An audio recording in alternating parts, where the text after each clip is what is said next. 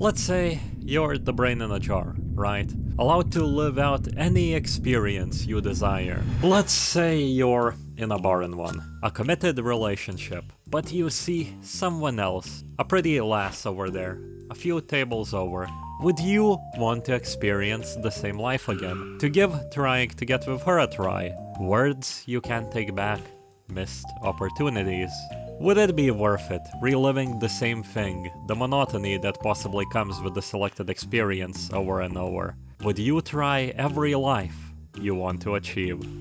Would you want save points? If you get to live in man-made worlds forever, living out any fantasy you want, how much game-like convenience do you want?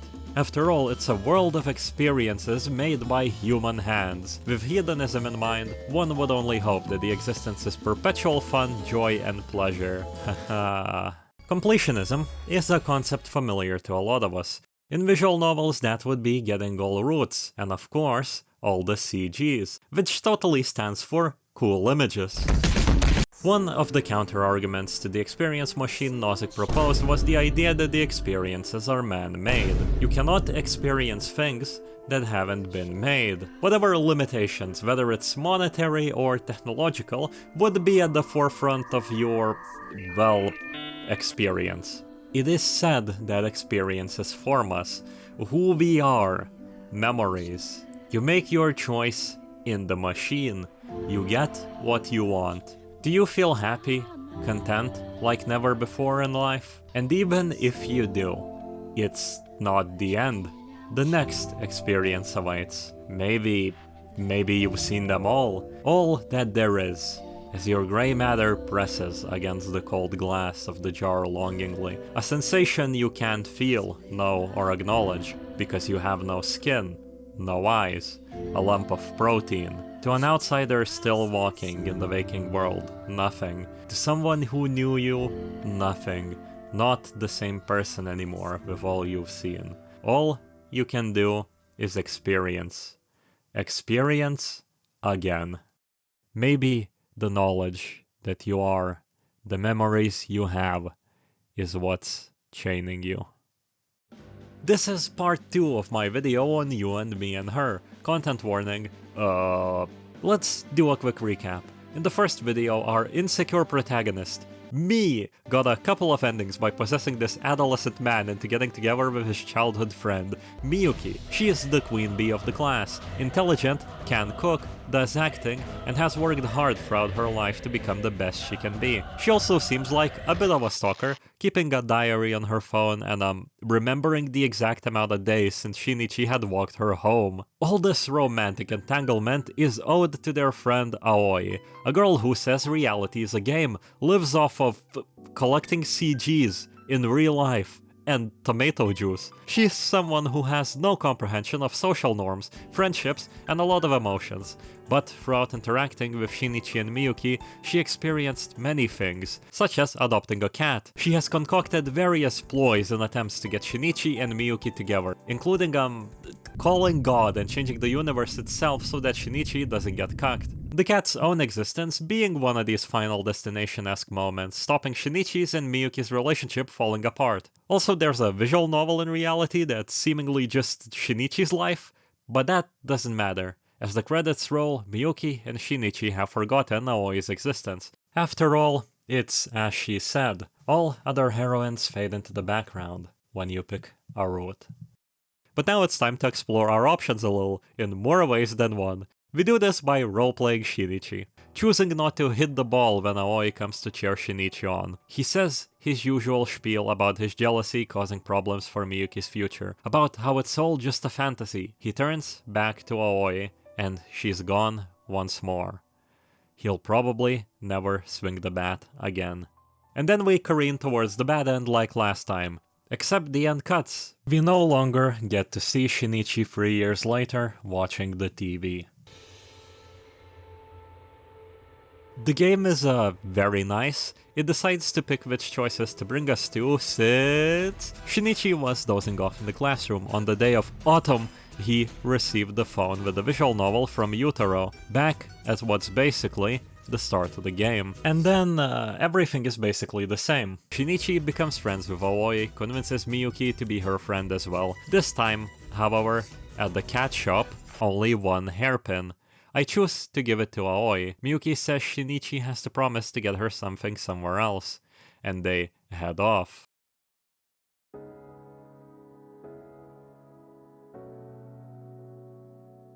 Aoi raises the phone. Nothing happens.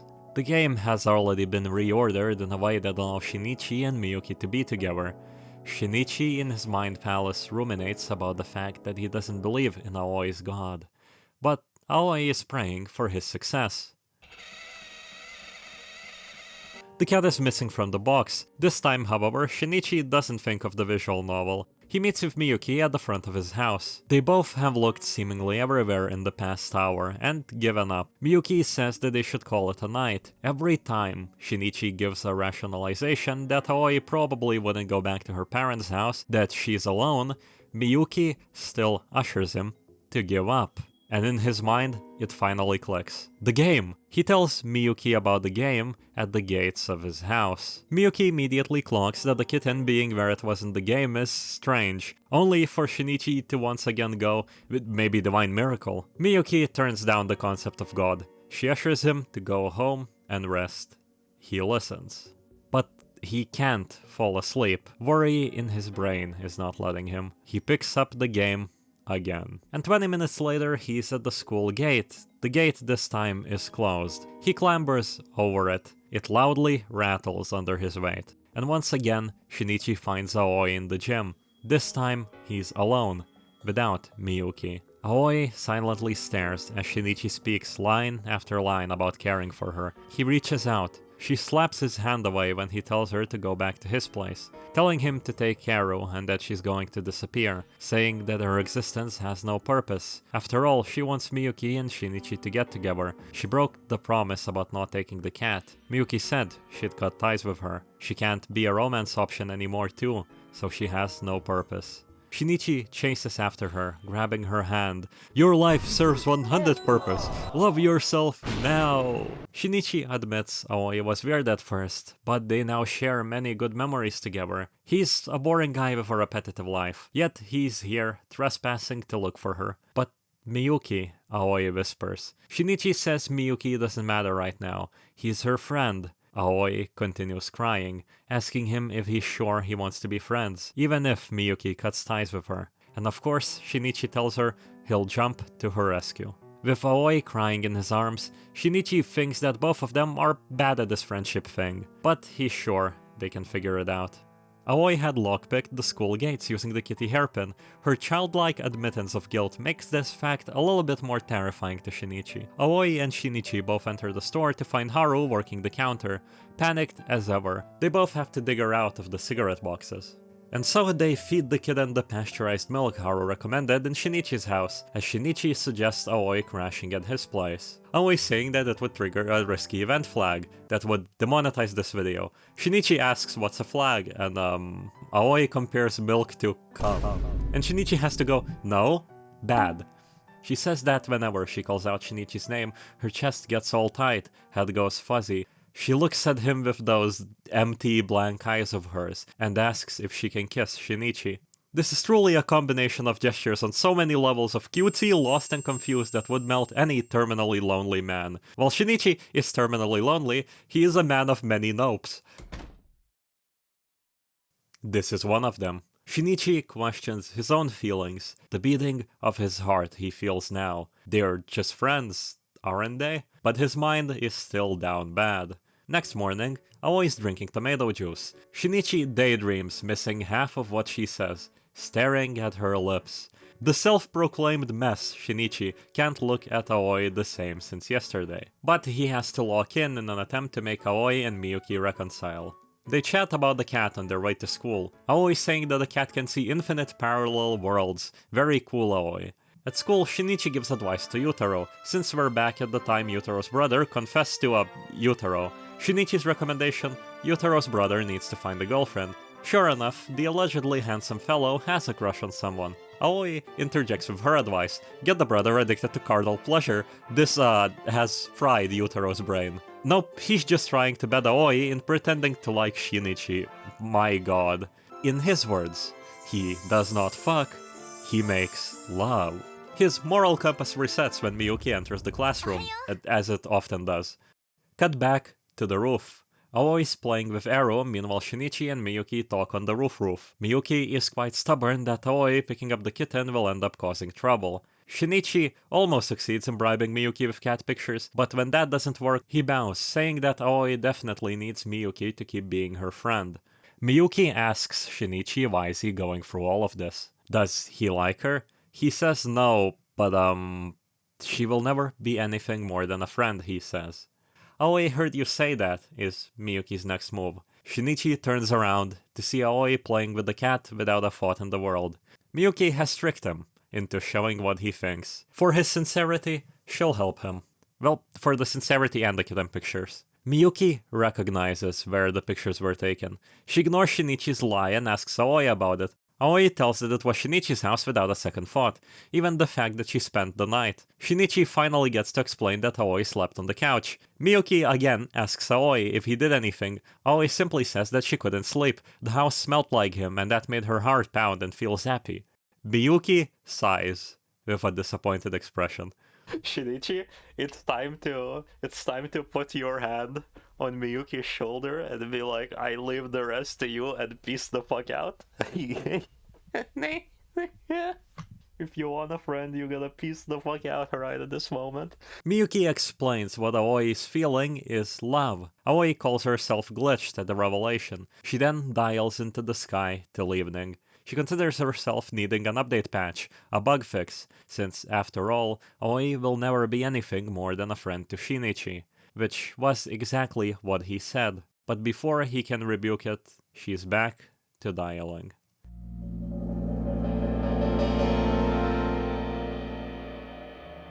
Self-add time.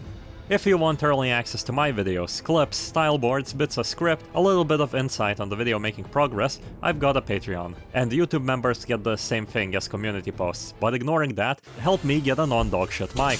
Help me pay voice actors. Help my family buy back its honor. Ad end. That was the last time Shinichi saw Aoi before she disappeared. Miyuki and Shinichi try to think about where she could be. The teachers this time have heard nothing from her. Nobody knew about her family either, nor that she was staying at a manga cafe. Shinichi went up to the roof only once, in a desperate attempt to call Aoi, but the signal never went through. He regales that this is how life is. Someone enters your life, they disappear. Another person comes, another goes. Life doesn't stop. He lives every day like he normally does. He's sure he'll get used to it soon. Used to it soon. Used to it.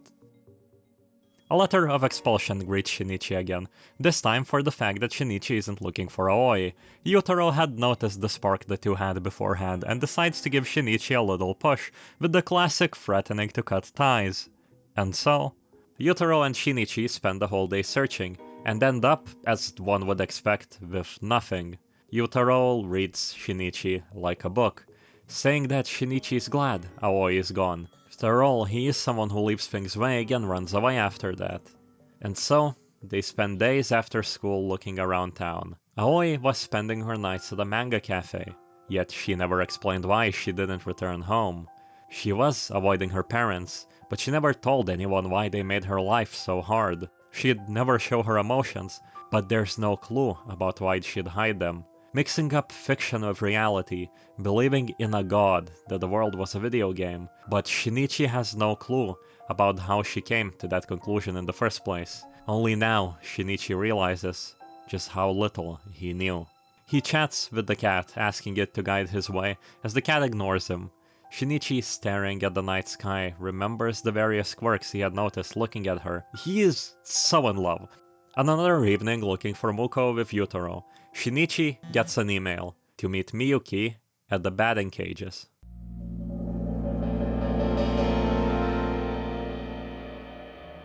Shinichi as always refuses a go at hitting the ball, so Miyuki has the court to herself, as Shinichi is on the ball-hitting cuck chair. She talks about the fact how relaxed she is here.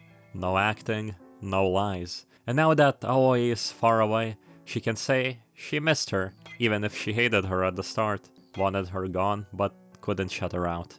But Aoi was true to herself and true to others. That's what Miyuki liked about her. So she decided that she could try to be like that, to stop overthinking and face her fears. She turns to Shinichi.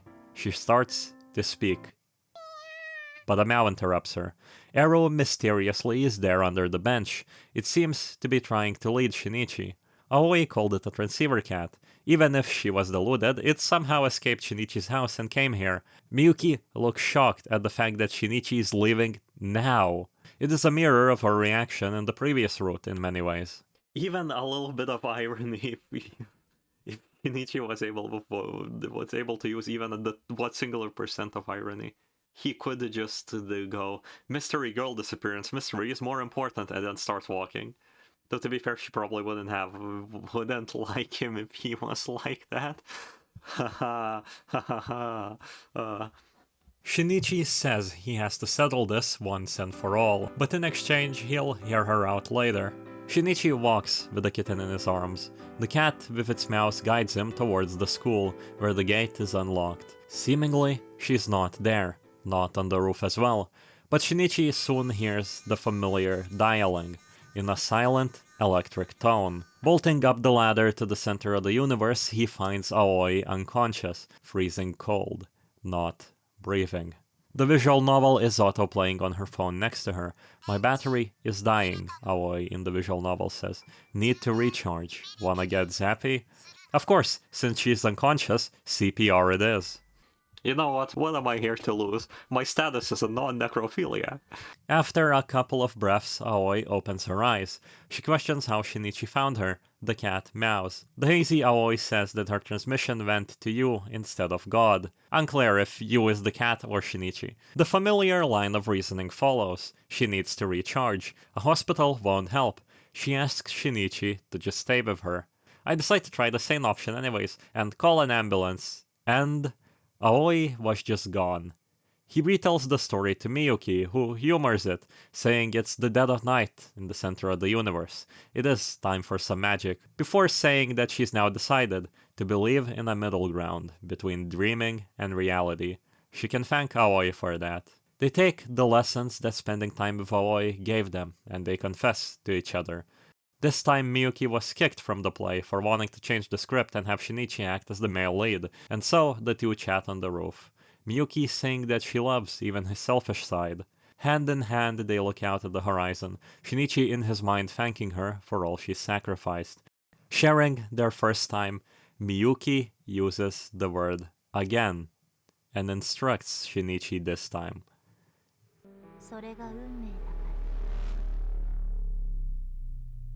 Shinichi stares at the sky, sitting on the roof of the school next to Aoi, letting her recharge. As Shinichi asks, why did Aoi disappear? She says that this isn't her route, she's a side character, but she's bugged. Her signal won't go through so she can't update the game to fix it. That's why she'll disappear, saying that forgetting her is the rule of the universe.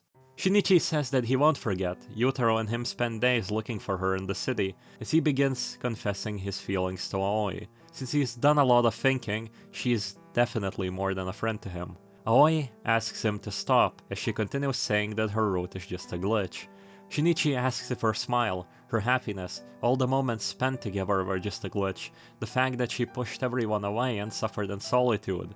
Aoi can't take it. She pounces him after the confession, telling him he'll forget all of this tomorrow. Aoi is allowed to feel things. What happened after? Only God knows. Shinichi feels like he wants to hold her and protect her. However, something feels wrong. They may have connected physically, but her gaze is still so distant. He still knows nothing about her. He asks her about it. Her voice is tiny and faint, and she doesn't meet his gaze. The next morning, Aoi is there in school thanking Yutaro for searching for her. He is not used to genuine thankfulness. Miyuki, scowling, goes straight over to the three of them, ignoring Aoi who's trying to speak to her. She drags Shinichi away. While he was out there committing school rooftop misdeeds, Miyuki waited for Shinichi the entire night. He fails to hide what he did with the baseball bat pointed at his face, and after a solid slap, Miyuki walks away. Shinichi tries to argue that slap wasn't justified, only to see her mad, crying expression before she walks off. And so Aoi and Shinichi have lunch alone on the roof together. Now, the two are chowing down on junk food they managed to scrounge from the cafeteria. Shinichi's cheek has an obvious red handprint from his encounter with Miyuki. The current popular theory is that he got his ass kicked after an attempted feel-up. This is hell for Shinichi. Aoi once again tries to dial God. Maybe God is just gone, she says. The door to the rooftop swings open, and up the ladder comes Miyuki, surprising both Shinichi and Aoi. She brings box lunches for the two. Aoi tries to run, but Miyuki stops her. With tears in her eyes, Aoi says that she's glitch. She's fallen for Shinichi. When Shinichi was supposed to be with Miyuki, Aoi was supposed to be Miyuki's friend. Miyuki says they're not friends. They're besties. Both Shinichi and her are important to her. How could she not be happy for them? Proving it with her super lunch that she went home to make. Aoi asks if Miyuki can truly forgive her. Miyuki saying you can't choose who you fall for, right? And with the tension broken, Aoi gives her a tight hug. Miyuki strokes Aoi's hair, staring into the horizon. Somewhere further. Somewhere beyond the furthest reaches of the sky. With Aoi teasing Miyuki about having a slumber party at Shinichi's house and cuddling Eru, it feels like the three are finally back to normal. Aoi goes to teach Eru some tricks, leaving Shinichi and Miyuki alone on the upper roof. Miyuki asking why does she force Eru to do these things. Eru should just be herself. Shinichi saying right back at you, besties my ass. It's obvious that this situation is not something one can recover from in a few hours, but Miyuki says she wants this. He appreciates Miyuki being there to clear up rumors, but it all just doesn't feel right. The fact that she's basically completely turned around from how she was in the morning.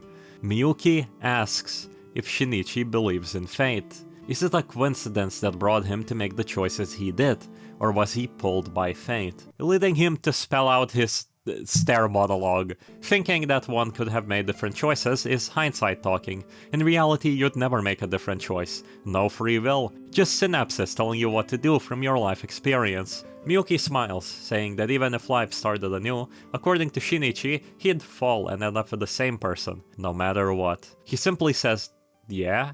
Miyuki gets close and asks him to promise it. Promise his belief in eternal love. She says that if he promises, this will be all the strength she needs. Shinichi doesn't believe in the legend, albeit he wants to believe in Aoi and his love. Maybe this question is out of concern and care for a friend. So awkwardly, with a singular option we have, we pick promise. She says that no matter what happens, we should believe that love is eternal, as Shinichi is left there, confused.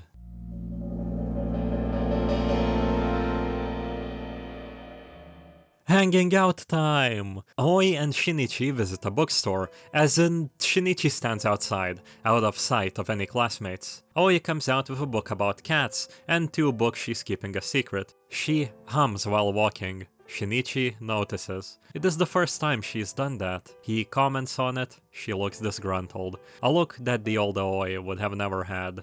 Aoi asks if she's glitching more, and Shinichi reminds her of the conversation on the roof. She can get as glitchy as she likes. Shinichi blushes saying the words as the two walk hand in hand. Aoi tries to cook since she bought a cookbook. Shinichi is in his room.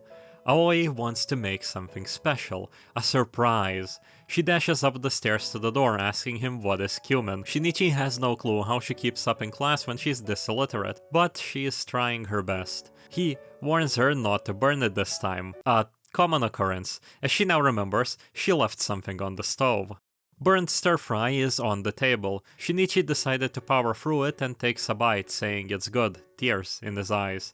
He is blessed to eat Aoi's home cooking. Aoi tastes it and immediately dashes to the sink. The disaster of a dinner gets averted by Shinichi asking Miyuki for a recipe from whatever remains in the fridge. As Shinichi and Aoi eat together, Aoi says that Miyuki is better at everything than her. The grass is greener on the other side of the fence.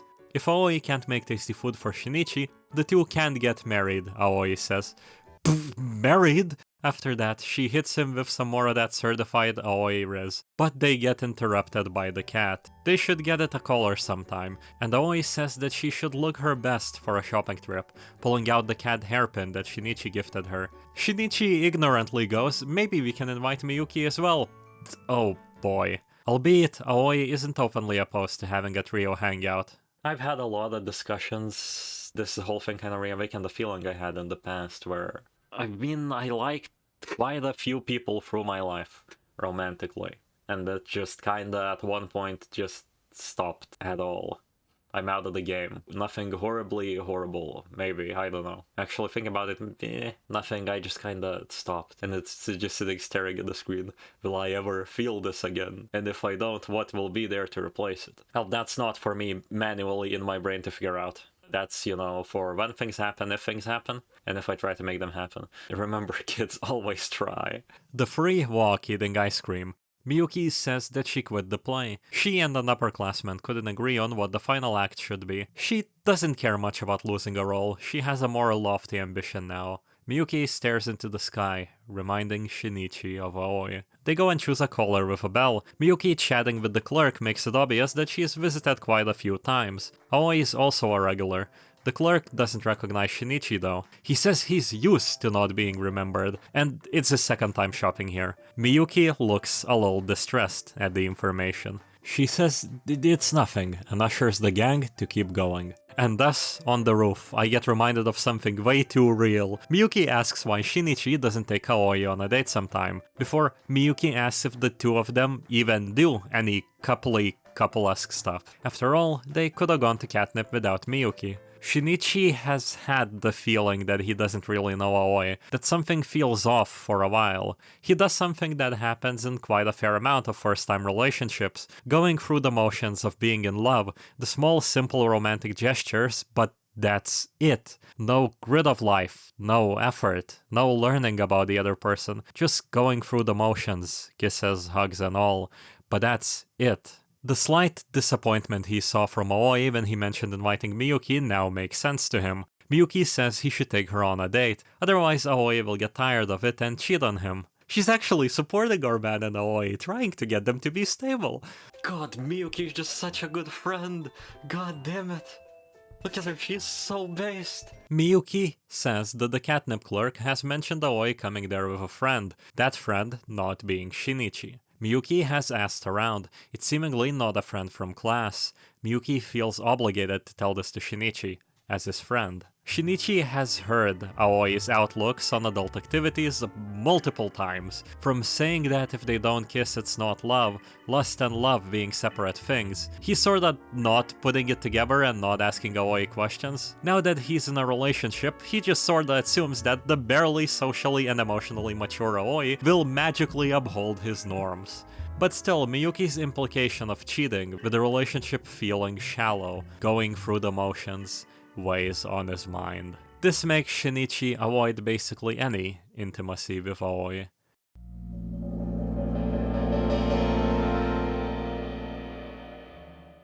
He comes back from school. An empty house greets him.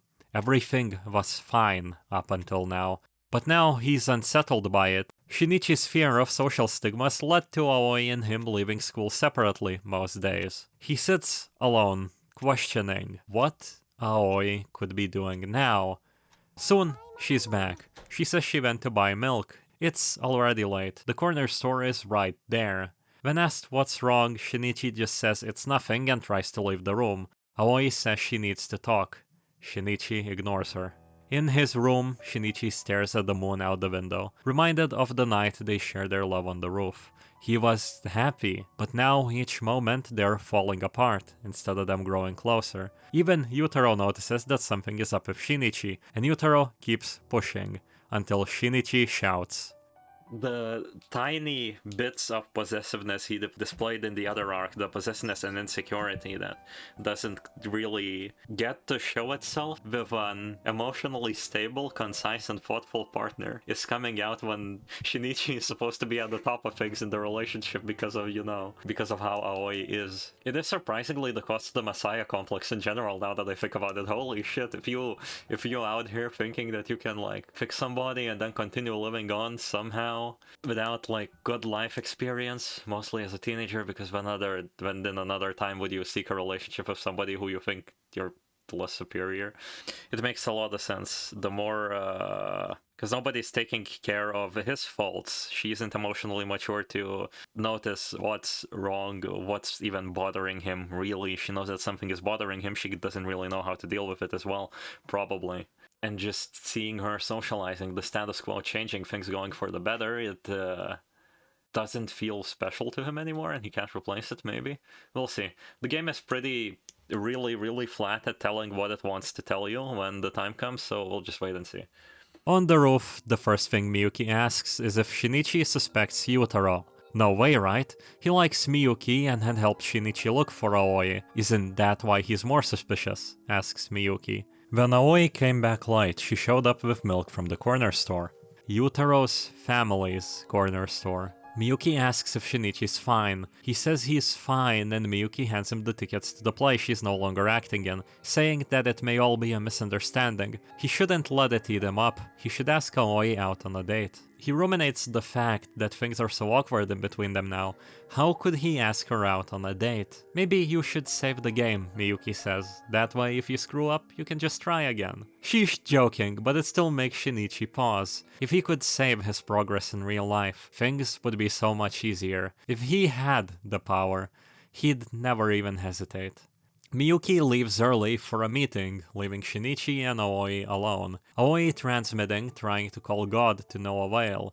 Reaching, no response. It makes her feel restless, scared. Shinichi thinks back. The fact that she was alone, living in the manga cafe, not accepting reality, creating a reality to escape to, making up her god. She could retry till she got the outcome she wanted in real life. At least that's what she told herself. Now she can't. Every choice, every said word, every advance, everything. There's no taking it back. Aoi says she can tell that he's restless as well. She's not a normal girl. She can't understand emotions. All she does is get into trouble, and people are spreading those weird rumors, so it's normal to be scared. From a mystery story aspect, this is so stupid. This is so fucking stupid that I have to say this. But from a mystery story aspect, we have the fictional scenario where other homegirl, Miyuki, calls God and changes things to actually be like this.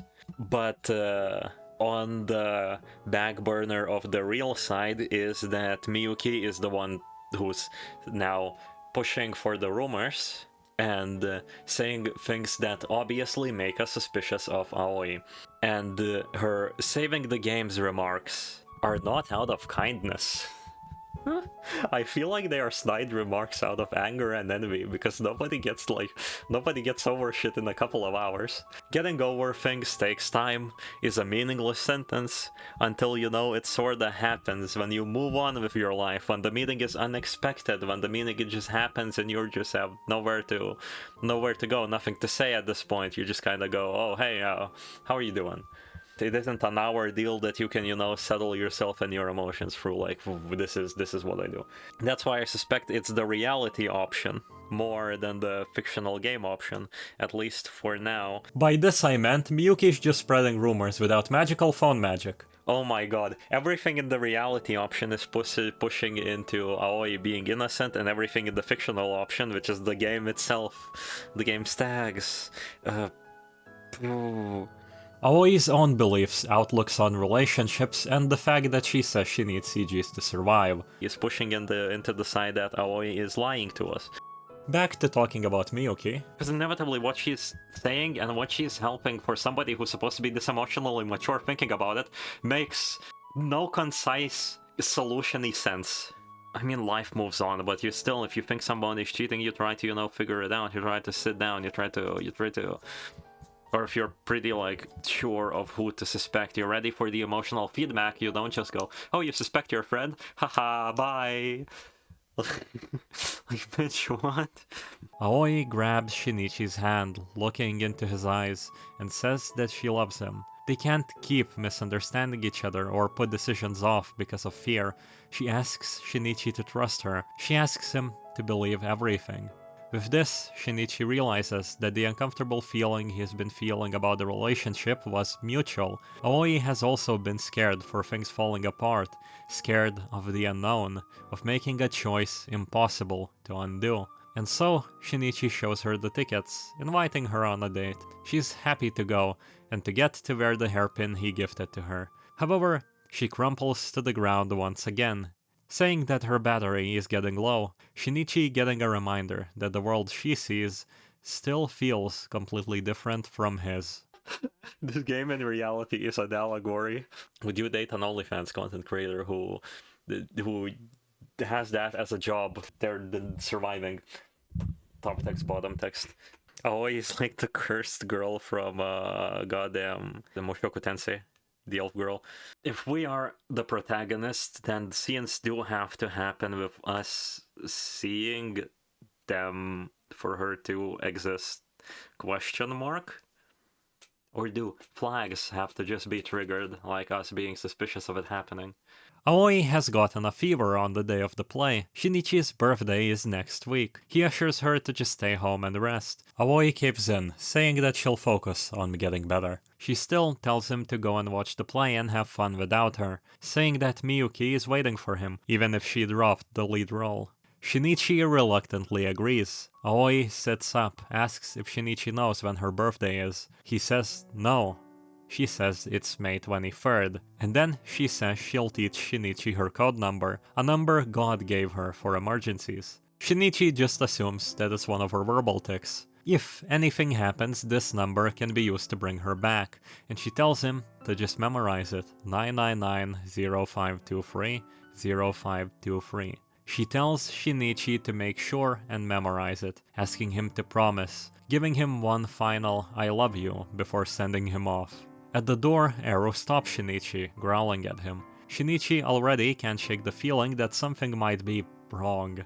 I choose to take it as a sign, hoping that we'll stay and look after Aoi. Shinichi thinks he should take Ero having powers or intelligence with a grain of salt, but the cat is the thing that led him to Aoi before, so stalking time! And from the bushes, he soon sees Aoi leave, talking to herself, asking Shinichi to forgive her. He follows her stealthily. Aoi stumbles around the streets as if led by an invisible signal, as she enters the corner store owned by Yutaro's family. Shinichi thinks back on what Miyuki said about Yutaro, and the fact that he looked for Aoi with him. On the other hand, he remembers Yutaro being his friend, as well as Aoi telling him to trust her. And then he sees her walking out of the store with Haru, the clumsy theater club girl. Shinichi goes, this is fine. Aoi isn't cheating on him. Women can't like women, and even if they do, it's kinda hot. Problem solved, as he laughs to himself and turns for the play. Miyuki was surprisingly waiting for Shinichi in the crowd, asking where Aoi is. Shinichi replying that she's sick. Miyuki asks him to call her. Her phone never has signal. House phone. Shinichi, ignoring Miyuki's serious expression, goes, is this part of my birthday surprise? Calling the house. No reply. I knew it. They're together, says Miyuki. Shinichi says she's just sick, while Miyuki pushes forward, asking what if she ditched the date to be with someone else. Miyuki grabs Shinichi and asks him to come with her. Shinichi says, but the ticket.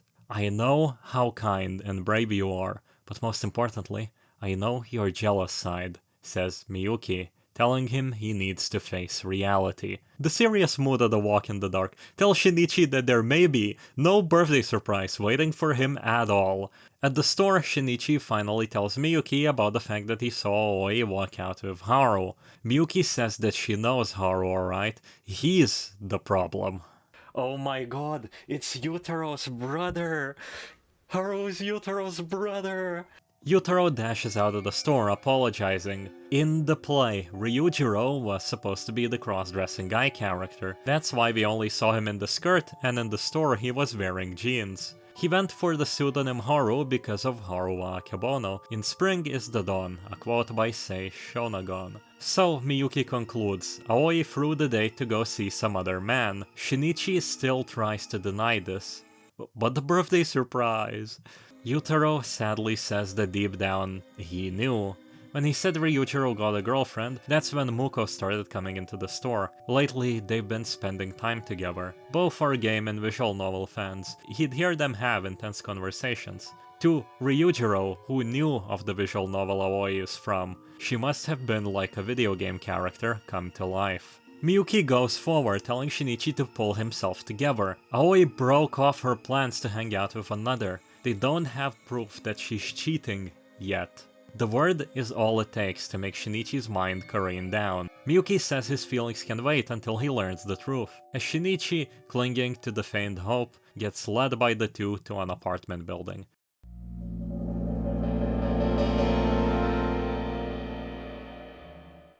They stand in an empty hall. Yutaro hands Shinichi the key, and Miyuki says they can still turn back. Shinichi wants to believe. He's desperate, but at the same time he's bitter, jealous, mistrusting. You know what you know. You suspect what you suspect, and those feelings won't leave. There is no turning back. He unlocks the door, and they all silently step into the apartment. Every single step sounds deafening. Shinichi lets his feet carry him forward. The apartment is empty, nobody in the bathroom, no shoes by the door. But the bathtub is wet, someone has taken a shower recently. Shinichi says that it's only circumstantial evidence. They start poking around. Shinichi is scared, but there's a chance he can just maybe prove her innocence. He doesn't want to find anything, he doesn't want to look, but he ignores these feelings and continues digging around as if compelled by some force. Miyuki jumps back, legs weak, after she sees something in the trash can. She gasps, pointing to it, saying, "In there." Shinichi is helping Miyuki keep balance, so Yutaro walks over. He groans. Shinichi asks for Yutaro to tell him what it is, over and over again. "Condoms," he says. Package has been opened, but it's unused. To Shinichi, that's the nail in the coffin. The pain in his foot feels distant, like it's happening in another world. Miyuki shakes Shinichi, telling him to hang on, telling him not to give up. There's still no concrete proof that Aoi was here. Aoi was here. He reaches down for the thing that caused his foot pain, the thing he stepped on. Lying on the ground is the kitty hairpin Shinichi had gifted her.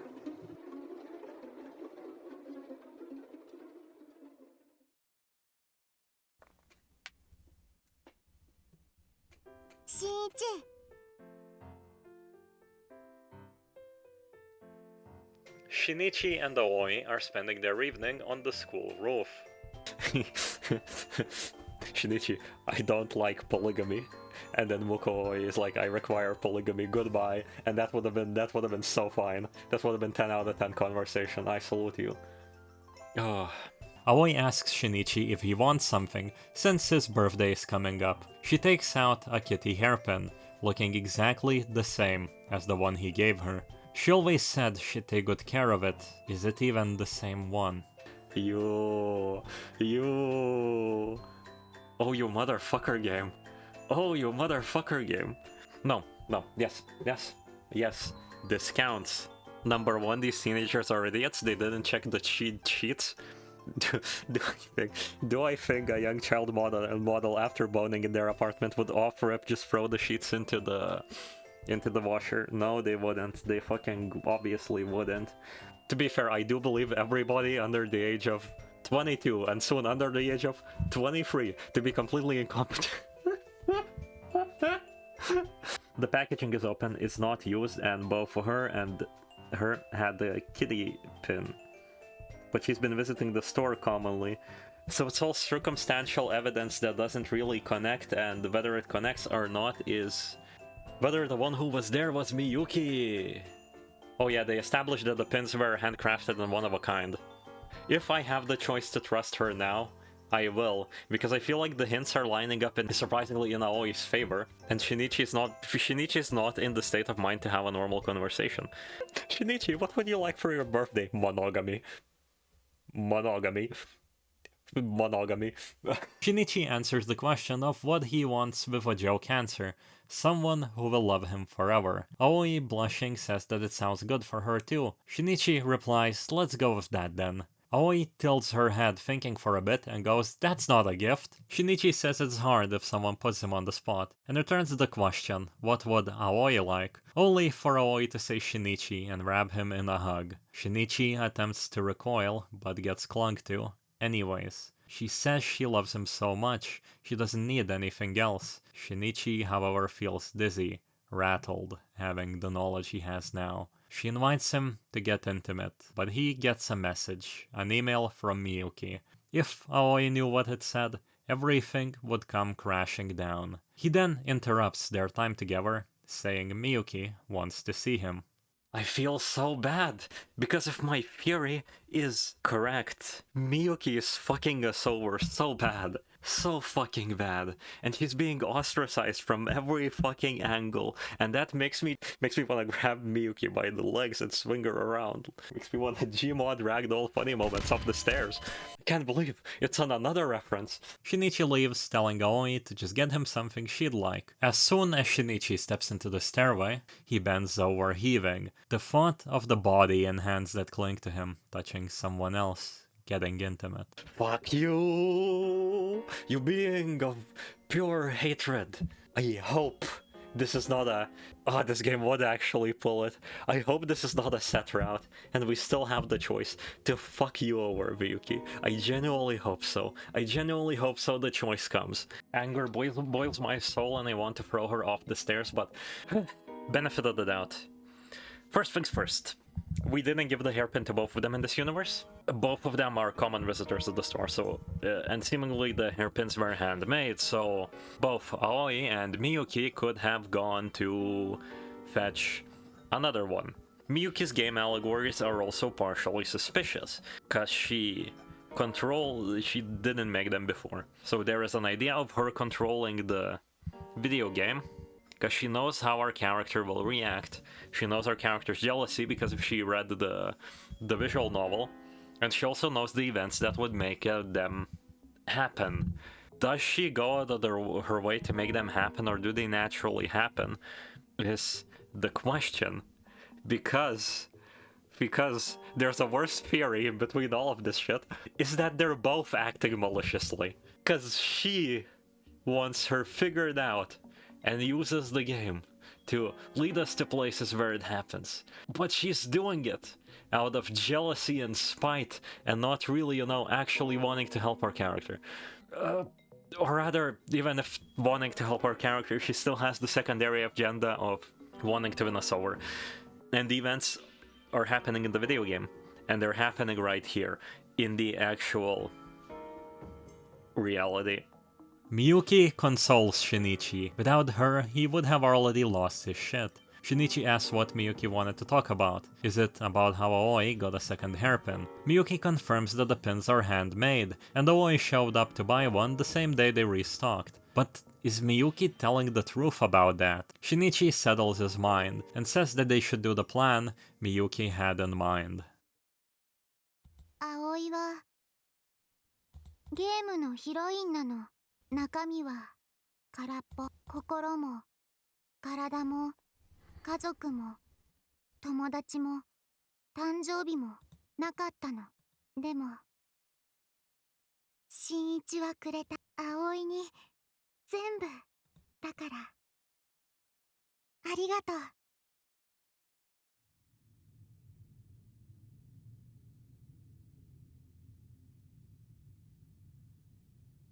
Arguments to make about the thing that's about to happen. In my eyes, at least we, as a viewer, in reality don't really know Aoi that well, which is really, really strange to say.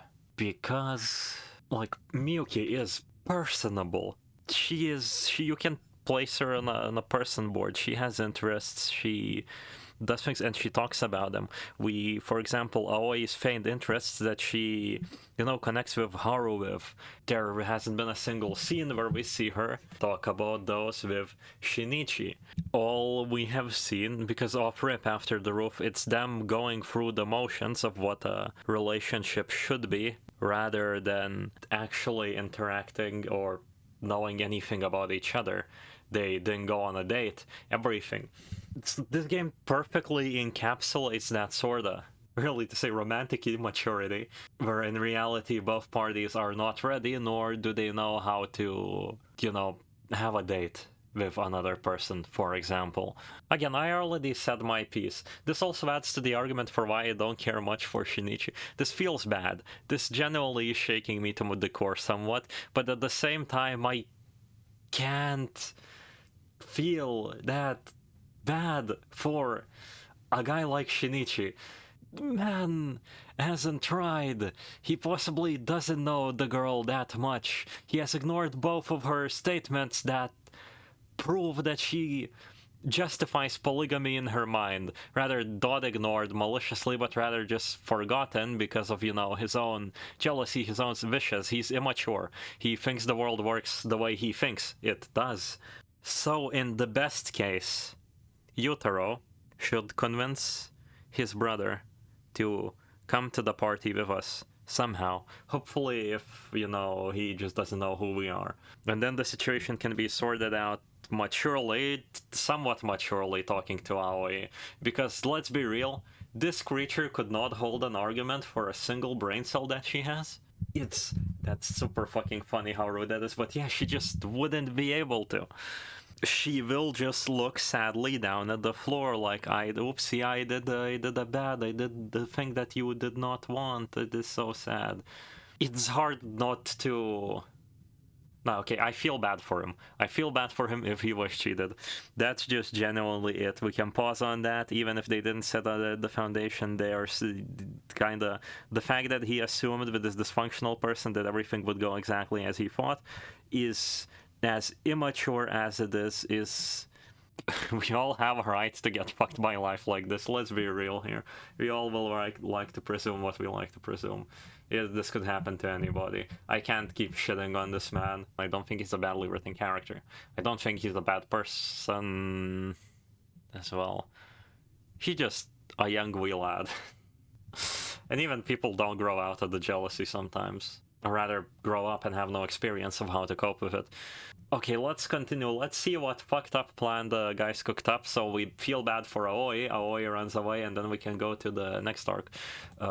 The blindfold falls from Shinichi's eyes. Before him, a candle-lit cake. Everyone wishes him happy birthday. Miyuki hands him a bouquet of flowers. She's been putting quite a few things in place, but she still went out of her way to get him this. He says that it's shaping up to be one hell of a birthday party. He thanks everyone. Aoi then dashes out of the hall to grab her gift, dragging a large box into the room.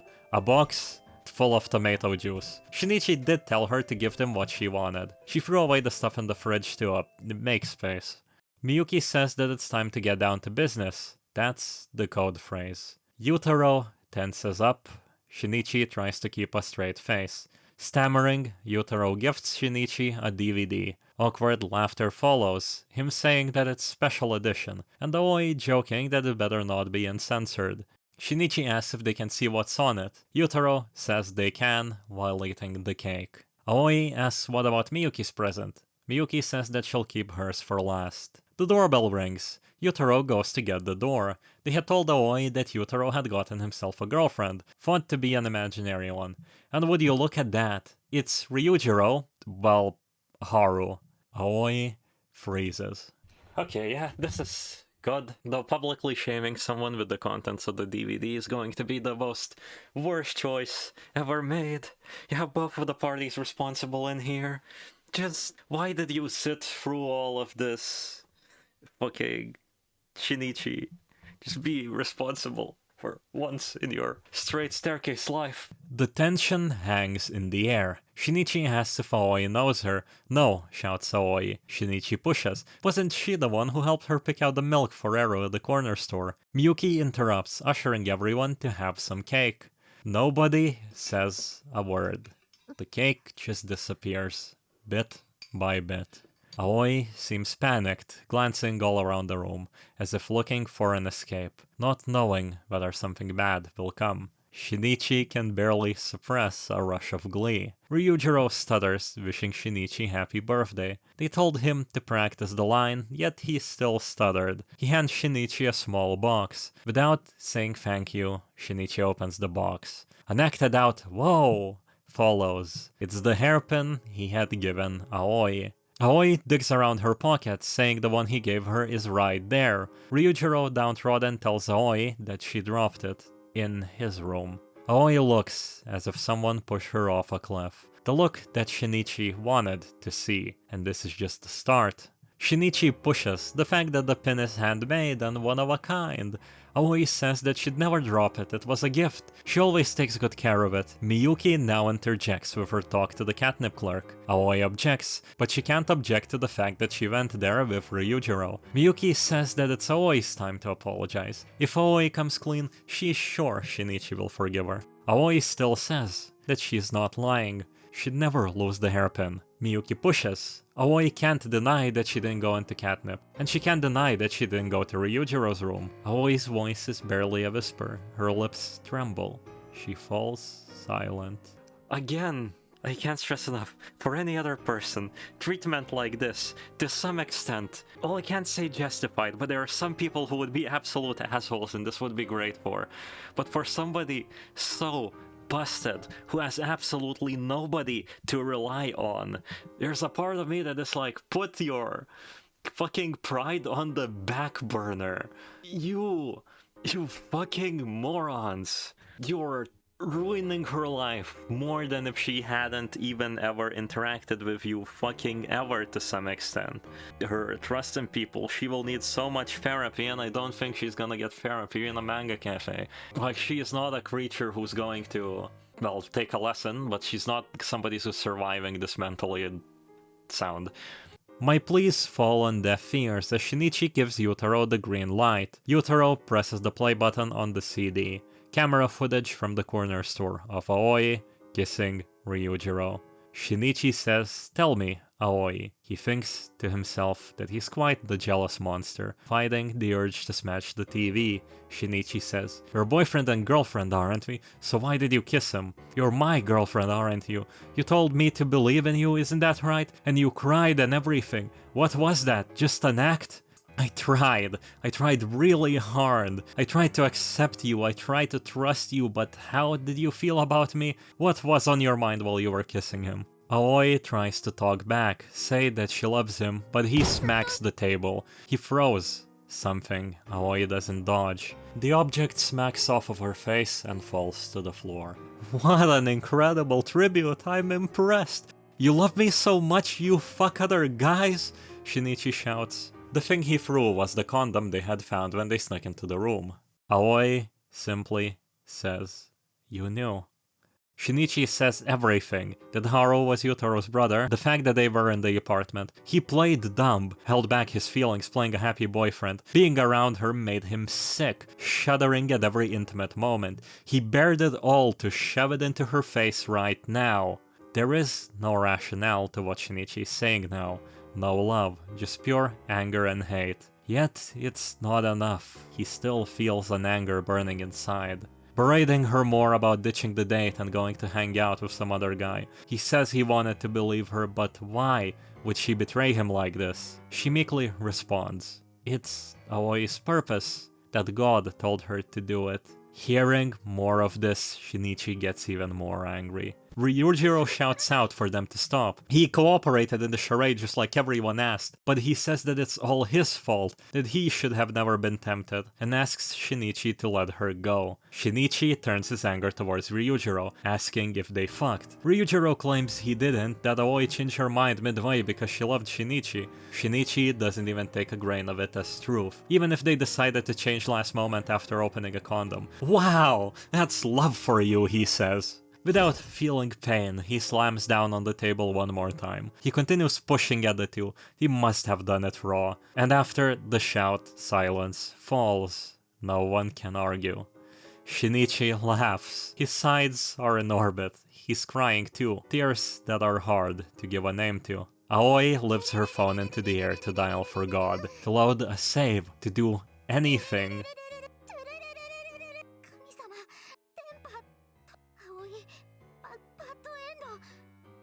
God doesn't answer. Shinichi snatches the phone, and with calling her reasoning a load of bullshit, he slams the phone across the floor. Aoi just stares down at it. Can sending her out with absolutely nobody is not the right choice.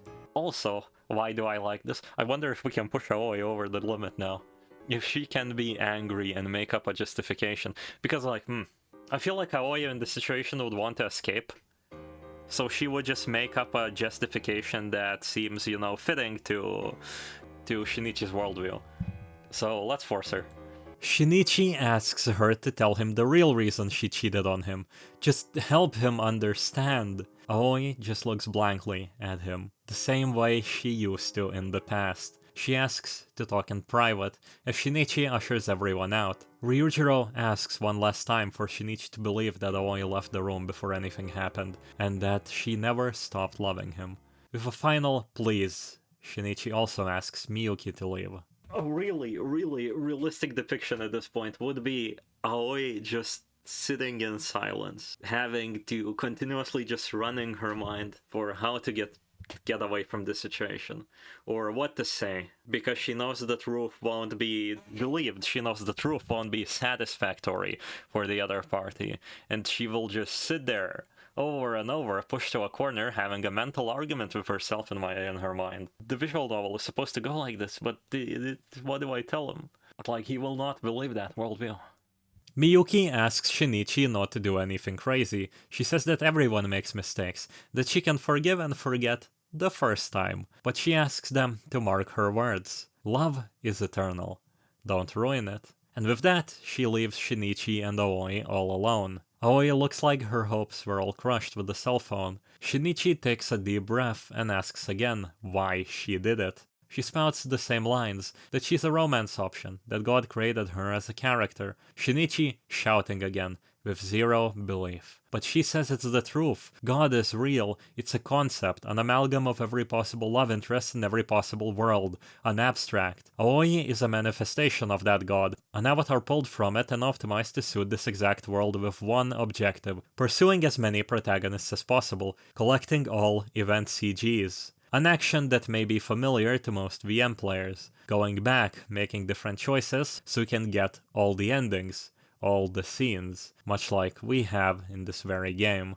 Oh my god, in reality, we are not a protagonist of the game, it's Aoi, and it's in reality a shoujo game? No! She says that the Aoi route we're currently on also serves as the Shinichi route for God. Once God gets all the CGs, it's over. Without new CGs, Aoi's existence becomes pointless. She will run out of battery, no saving the game, and Aoi will disappear. God will pull the plug. So Aoi started Ryujiro's route, that's why Aoi cheated. She rattled all of this off like the most natural thing in the world.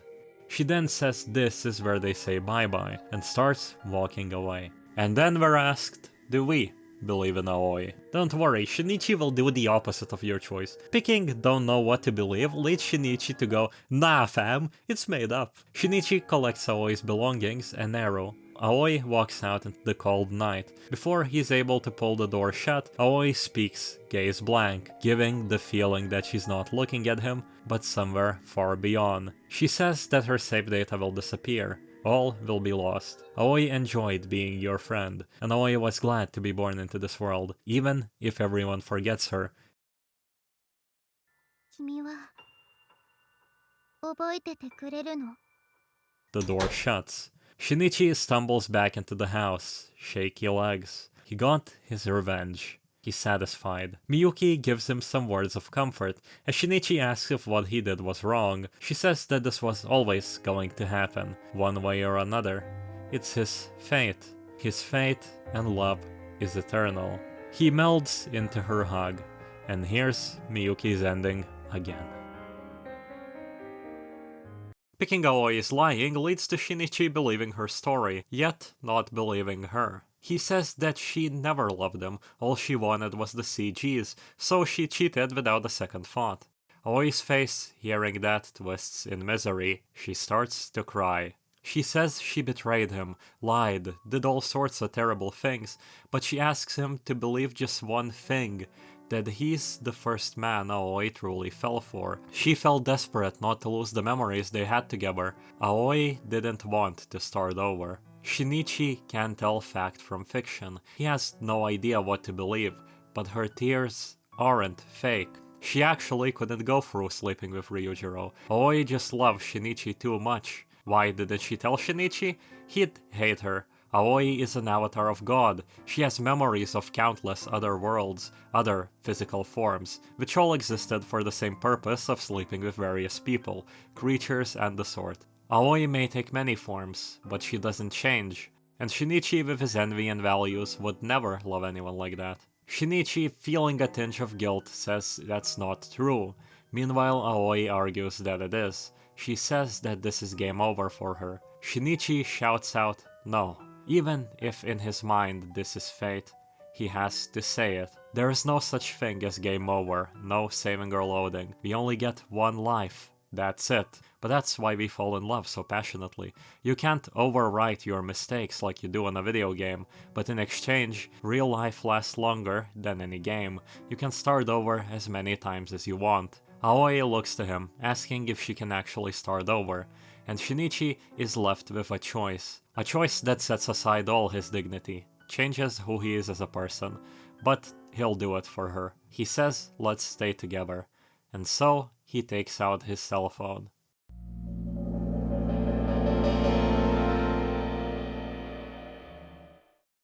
Ryujiro rings the doorbell. Aoi invites him in, asking for a favor. She needs this to keep existing in the world.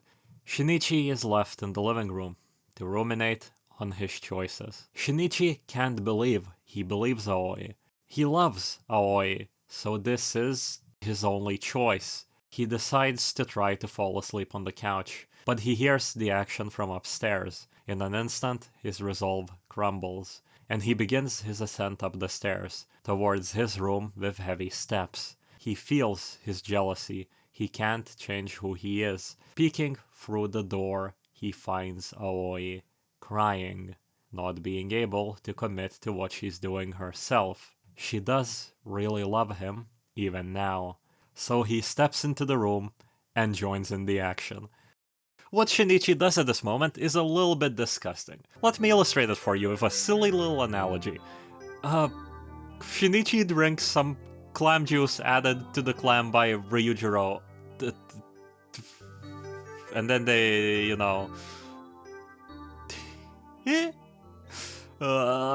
even if this is quite extreme, Shinichi this arc is way better off, changing himself and working to lose his envy, without these goobers, youthfully ignorant woes ruining anybody's life and career.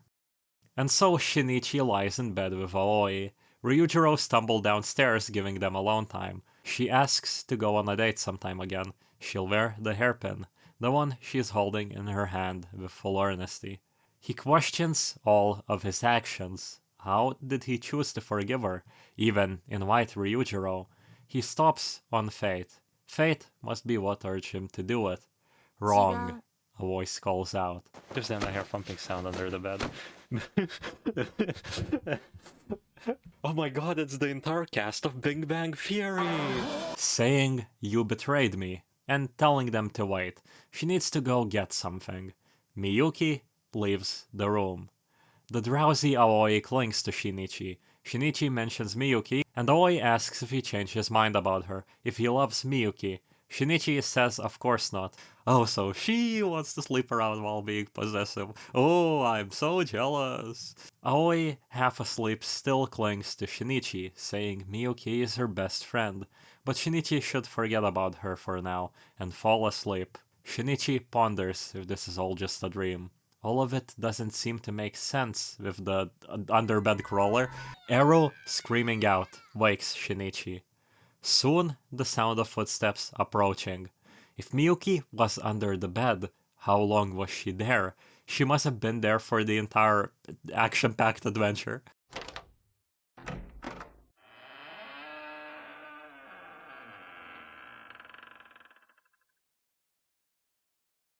She's back.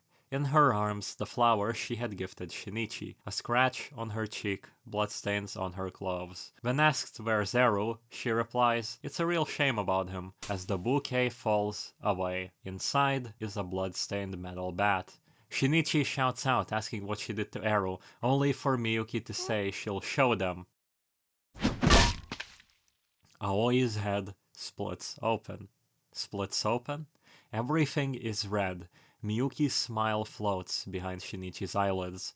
The look on her face before she swung her bat and hit Aoi. And so, her gift to Shinichi. His vision red, he rolls off onto the floor. Happy birthday to you. He feels nothing, no pain. She must be hitting Aoi. He tries to reach out, but his arm doesn't move. Happy birthday to you. Soon, he feels an impact. His other arm can no longer move as well. Happy birthday, dear Shichi. Happy birthday to you. Shinichi asks why she's doing this. She says Aoi is dead now. Hitting a dead body is no fun. She asks if Shinichi wants to see it for himself. It's not a good idea. It's so gory, the rating board would have a field day. Oh wait, you still think this world is real life, she says.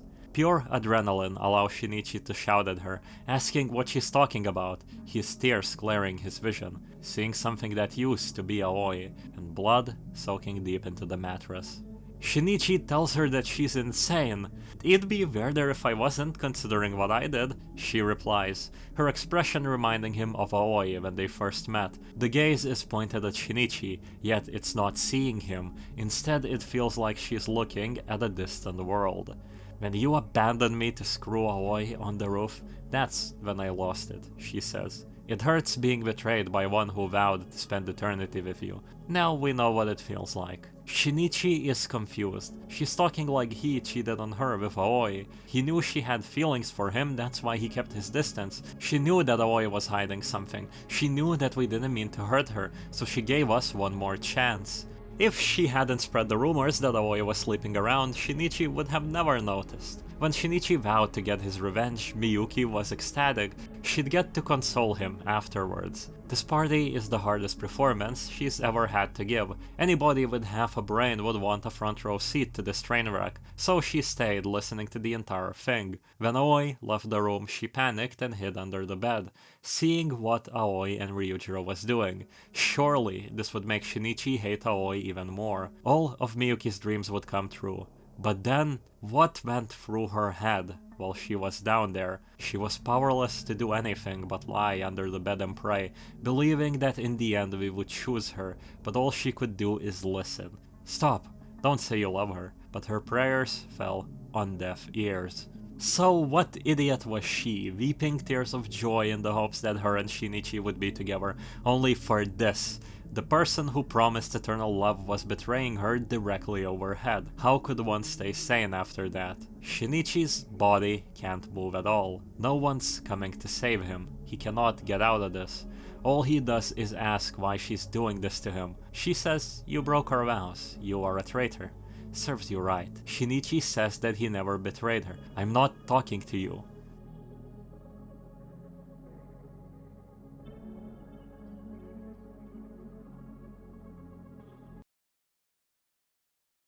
I'm talking to you. We are the ones who promised our eternal love in the first route. Well, second. We were the ones who made all the choices Shinichi would have never made. Miyuki retells what happened, causing even more confusion from Shinichi. We had one job, to love Miyuki forever and ever, pick only the options that led to her ending. She asks us if we realize how hard she tried to keep us out of Aoi's route. Why didn't we return her feelings? She wants us to just say it. Oh look, and another choice to save over. This is an awesome choice to come back to, because I can hit I hate you, and then I can hit the other one in the other timeline, and she will still smack me for saying I hate you first. So in theory, I should say this for starters, but she might take it as a lie because she's already insane. I'm dead. I'm not gonna try to metagame this. I'm going to take the experience the game gives me.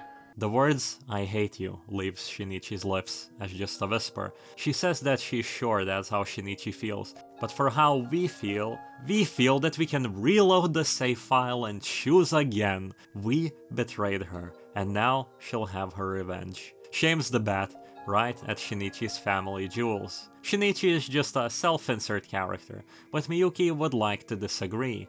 This is game over. After all, we can just start over. Time to patch those bugs, she says.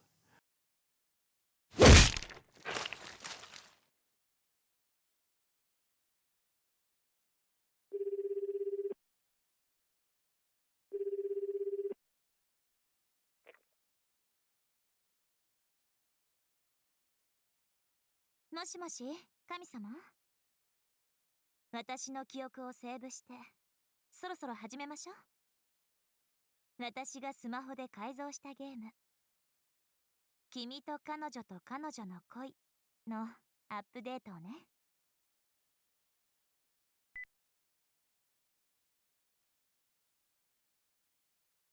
ハッピーバースデー。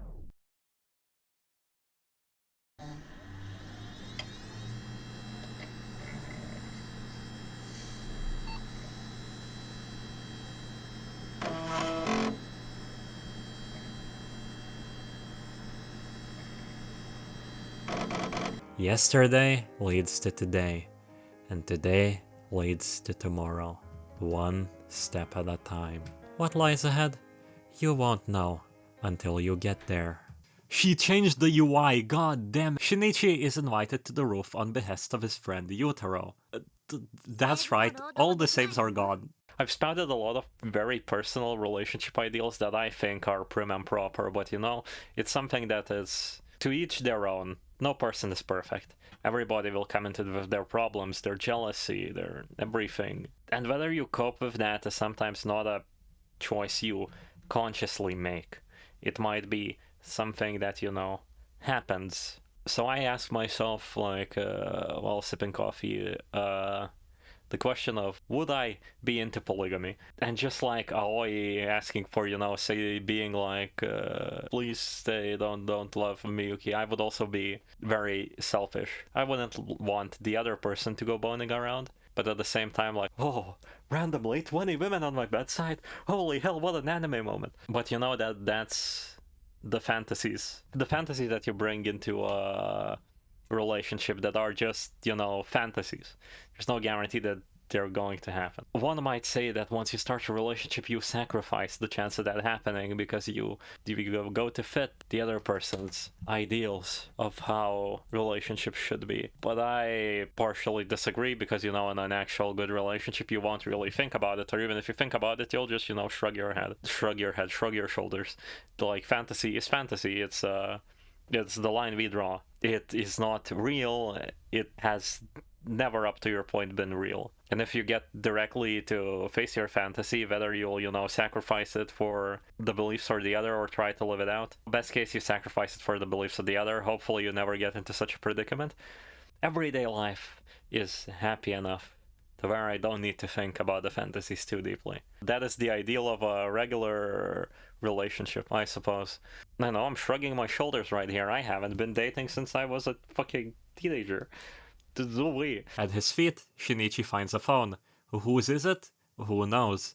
The choice makes me instinctively hit escape to save, yet there's nothing. Before Shinichi can do anything, Miyuki Watashiyo. appears, telling him that the phone is hers. Shinichi thought she had one of the old clamshell phones. She says she found it at his house a long time ago. He must have forgotten. It's outdated now. She shows Shinichi her new smartphone. As long as she has the SIM card, she doesn't need that old one. And she encourages Shinichi to throw it off the roof. I choose to do it. Shinichi thinks about Miyuki, the model student suggesting this, being quite funny. She tells him to throw it into another dimension. He flings it with all his might. It flies in a perfectly straight, gravity-defying line until it vanishes from sight. She then ushers Shinichi to go home. He says that Yutaro invited him, and Miyuki says she'll have to turn him down. After all, they haven't told the class yet that her and Shinichi are dating, or that they've been living together for 3 whole weeks. Shinichi says they'll tell them eventually. She says she hopes she's good enough for us. We say not quite. She says she'll have to try a little harder. Shinichi closes his eyes, and then he's awoken by Miyuki. The game sits on the table as Shinichi wakes up in the living room. Miyuki ushers him to go to sleep in the bed instead. He closes his eyes and quickly falls asleep. 聞こえる？聞こえないわよね。あなたはもう眠っているはずだもの。でも、君は聞いてる。そうでしょ？ セーブデータは使えない。No. プロローグも少し違ってた？最初から会えない人もいたんじゃないかしら。それは私が分岐の処理をいじったからなの。君には罰を受けてもらわないとね。Me?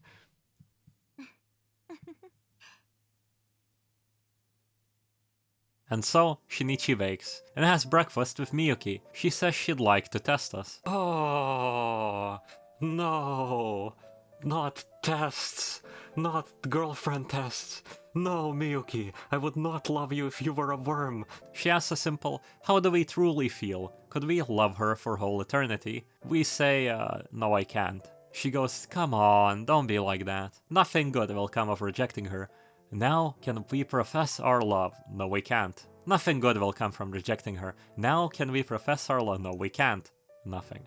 No, we can't. The reset button does not take us back to the start, so any critical choices made here are now irreversible. Oh, so this is warfare. This does not restart from the start. This is warfare. I have made my choice. I now have to make your life living hell. Once we say yes, she points out that we said no earlier. Shinichi is confused, a common occurrence for our co-pilot from this point on. She then directly talks to us, the player. The fact that she has memories from the other routes, all the old backlogs as well, and she knows everything that will happen next. The world has only one ending, and it's with her.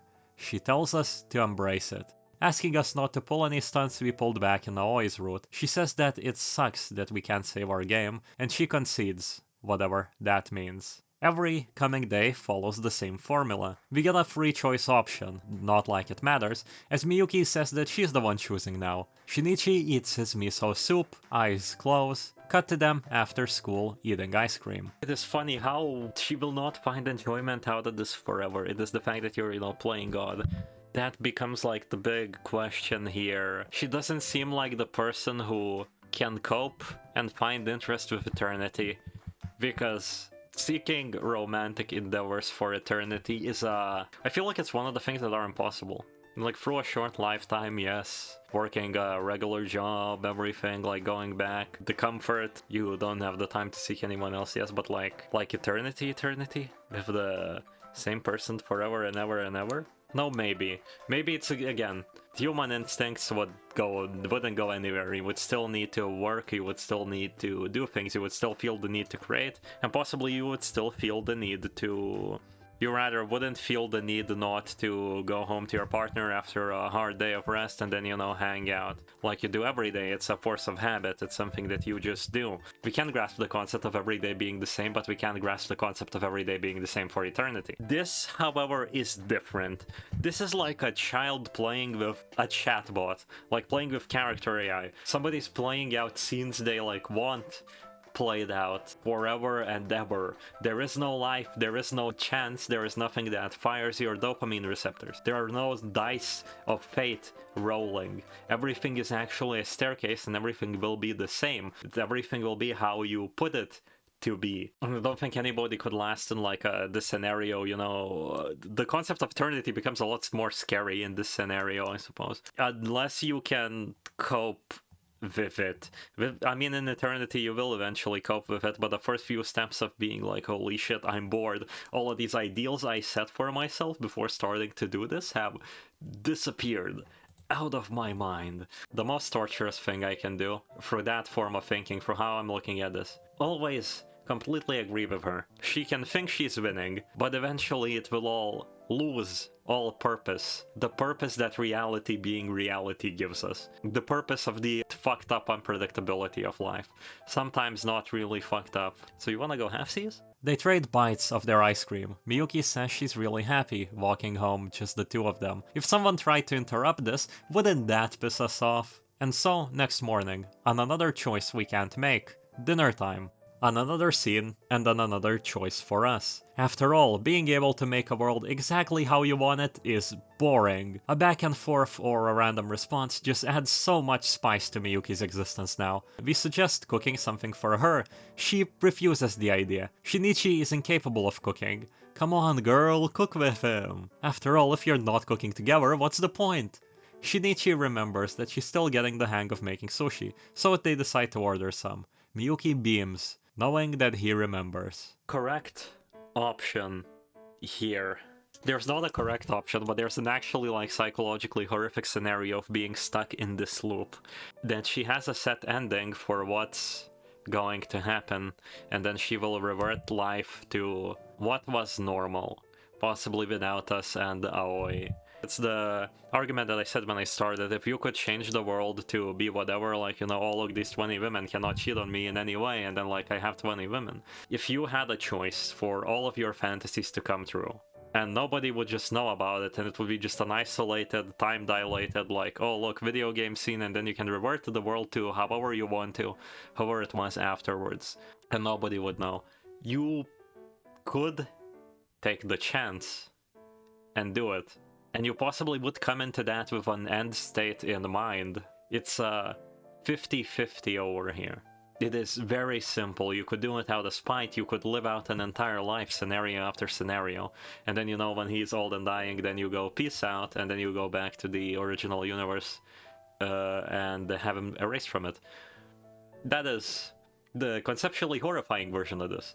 Shinichi and Miyuki are at the batting cages, seeing who can hit the home run target, the loser getting to do whatever the winner says. Miyuki, however, doesn't let the machine shoot the ball. She'll pitch the ball herself. She takes Shinichi by surprise with a fastball, the second ball almost hitting Shinichi smack dab in the face. Despite her apology, she did that on purpose. Now, Shinichi, with his leg shaking, has to hit the last ball, but he thinks back on all the time he spent together with Miyuki. The last ball will be a forkball. Shinichi hits it. Karina gets smack dab into the home run target. After all, he was the one who taught her that pitch back when they were friends in grade school. And so we get to ask for what we want. Picking Aoi leads Miyuki to say, the girl from the visual novel? Even Shinichi, in this iteration, believes that Aoi comes from the visual novel called You and Me and Her. He says he wants a body pillow. Miyuki is taken aback by him, liking such things. She gives him quite the scowl, honestly deserved. She says that it's not too late. Let go of the weird obsession and just fall in love with a normal human being. She may have done a lot of bad,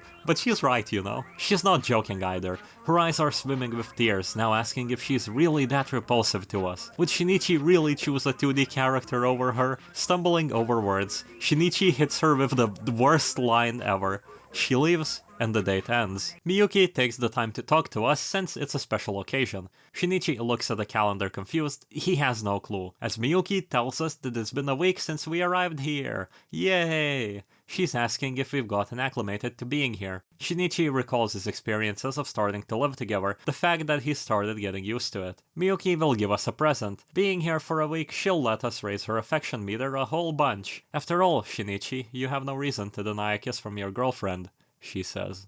Homework. Ugh.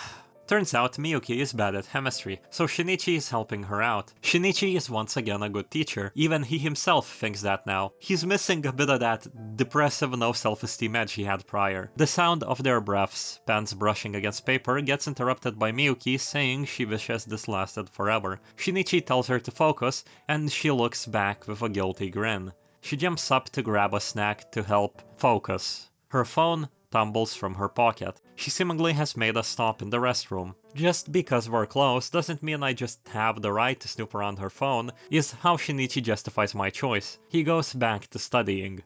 Eyes close. If we beg for Aoi, on occasion Miyuki will indulge us our choice, letting Shinichi play the visual novel, at the end regaling us that Aoi is just a visual novel character. At night, Miyuki asks us if we're mad at her, if we believed Aoi is a real person. She pauses. She believes it too. After all, if she doesn't believe Aoi is real, then what is she? Miyuki herself, in a universe that is a game. Next guess. She concludes that we have decided to fall for her a little. She let us pick choices sometimes. She says to drink your miso soup and let's go. Eyes close.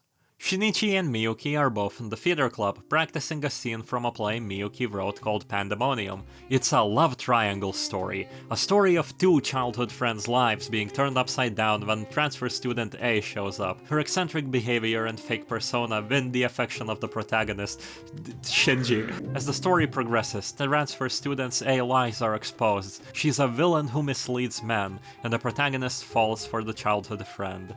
The homework scene again. This time we choose to fiddle with her phone. Booting the game, we see Aoi with Haru in his room, this time actually committing adultery. Miyuki appears beside Shinichi and explains how the protagonist isn't here for this scene. This girl Aoi is cheating on him. Also, Shinichi goes, I know Haru, she's a girl. What? Miyuki says that Shinichi could just stop playing without looking at the scene, questioning if we're actually into this thing, because we didn't hit the conveniently provided reset button. She assumes that since Shinichi is progressing and enjoying this, the player is too. Miyuki says that Aoi really gets on her nerves. How could anyone fall for someone like that? At night, she asks if we're sad, angry. She says that what she showed us is the truth of what happened in the apartment. I choose to deny this fact. Miyuki sighs, giving in. Even if the Aoi she showed us here is fake, the truth is that Aoi still is just like that. Who could possibly love someone like her? This is where I notice what she meant by conceding / allowing us to save. We can choose which scenes to experience. It's her precious memories with Shinichi, after all. So, homework and phone again.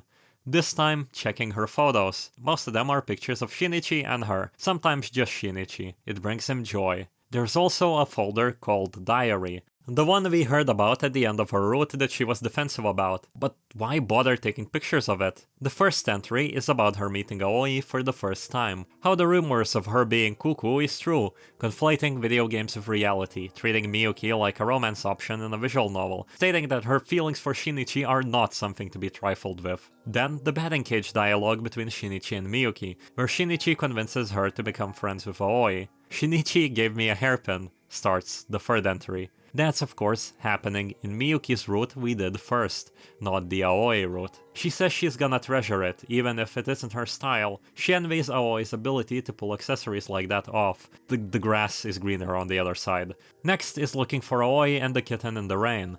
This was the turning point where Miyuki decided that it's okay to tell Shinichi how she feels, but Aoi collapsed and Shinichi walked her back to the manga cafe by himself. Walking back home, she heard the phone ringing, where she found Aoi's phone lying on the ground. Aoi dropped it staggering out of Shinichi's front door, so Miyuki picked it up.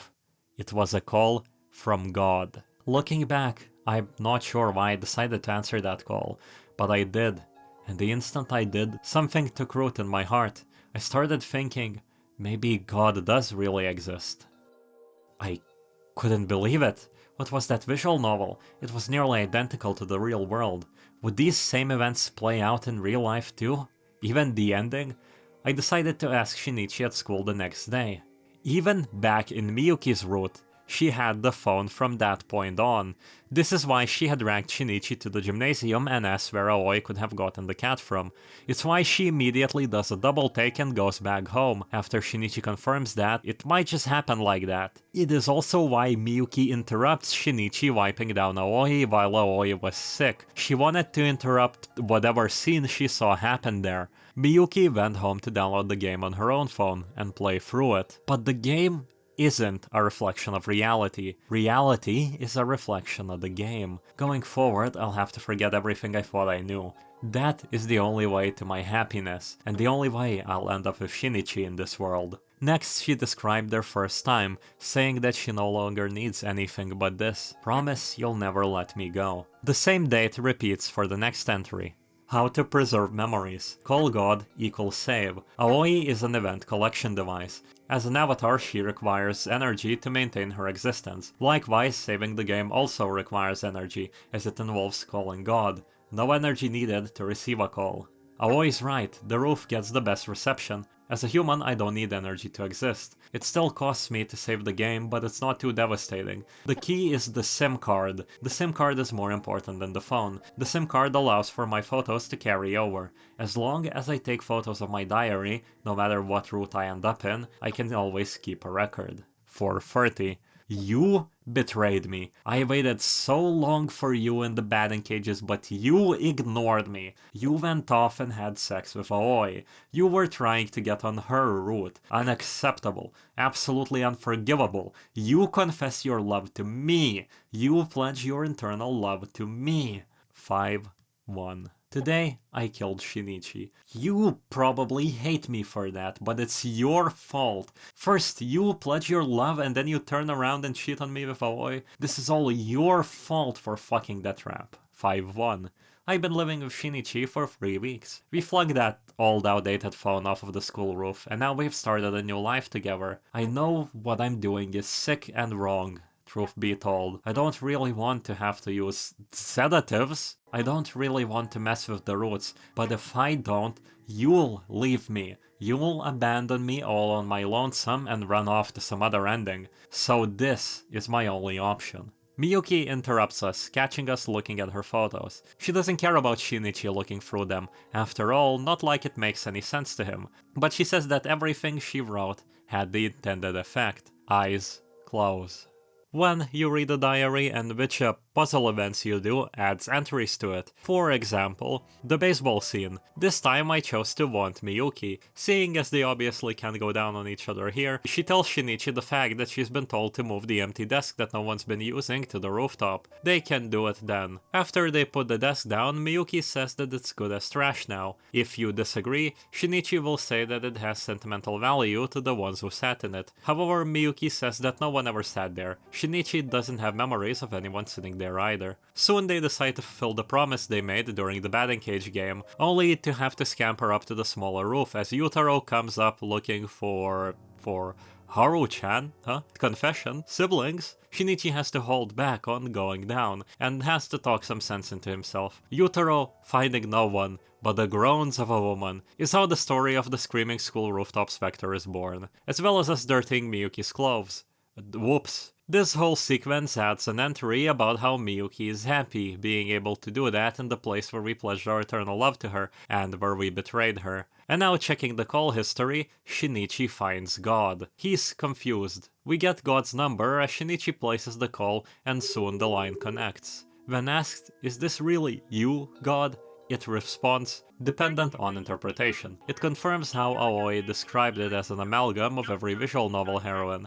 Shinichi is confused, but all of these words makes him call back to the things the hit game character Aoi from the hit game You and Me and Her says. Time is limited, transmitting only necessary information. You are currently imprisoned, backlog analyzed. The universe has already been partially modified. Miyuki has developed a narcotic that can inhibit one's perception of reality. It is stored in a small paper bag and added to food. In a state of sleep drunkenness, you are forced to interpret video game scenes as real-life events. It is likely you fall unconscious immediately, following a meal. Shinichi doesn't believe a thing, but even he realizes that he feels quite fuzzy after drinking Miyuki's miso soup. A rollback is needed for this universe. Only Miyuki and Aoi have initiation permissions. God explains what was possibly explained to Miyuki, that reality reflects the game, so the game does reality. Miyuki has interfered with the game, changing it so Aoi is fictional. Currently, Aoi exists in reality. In the game, however, through the scene Shinichi gets to live through while drugged,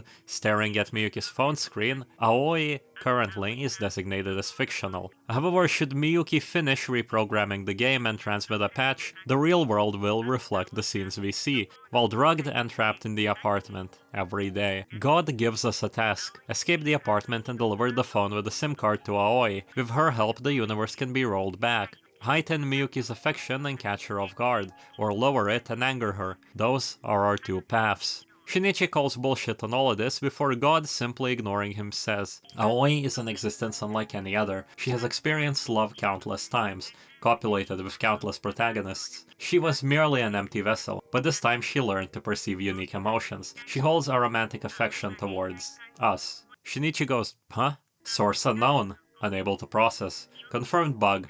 Connection and memory sync required to investigate. Hence we ask of you, deliver the SIM card to Aoi and perform memory sync.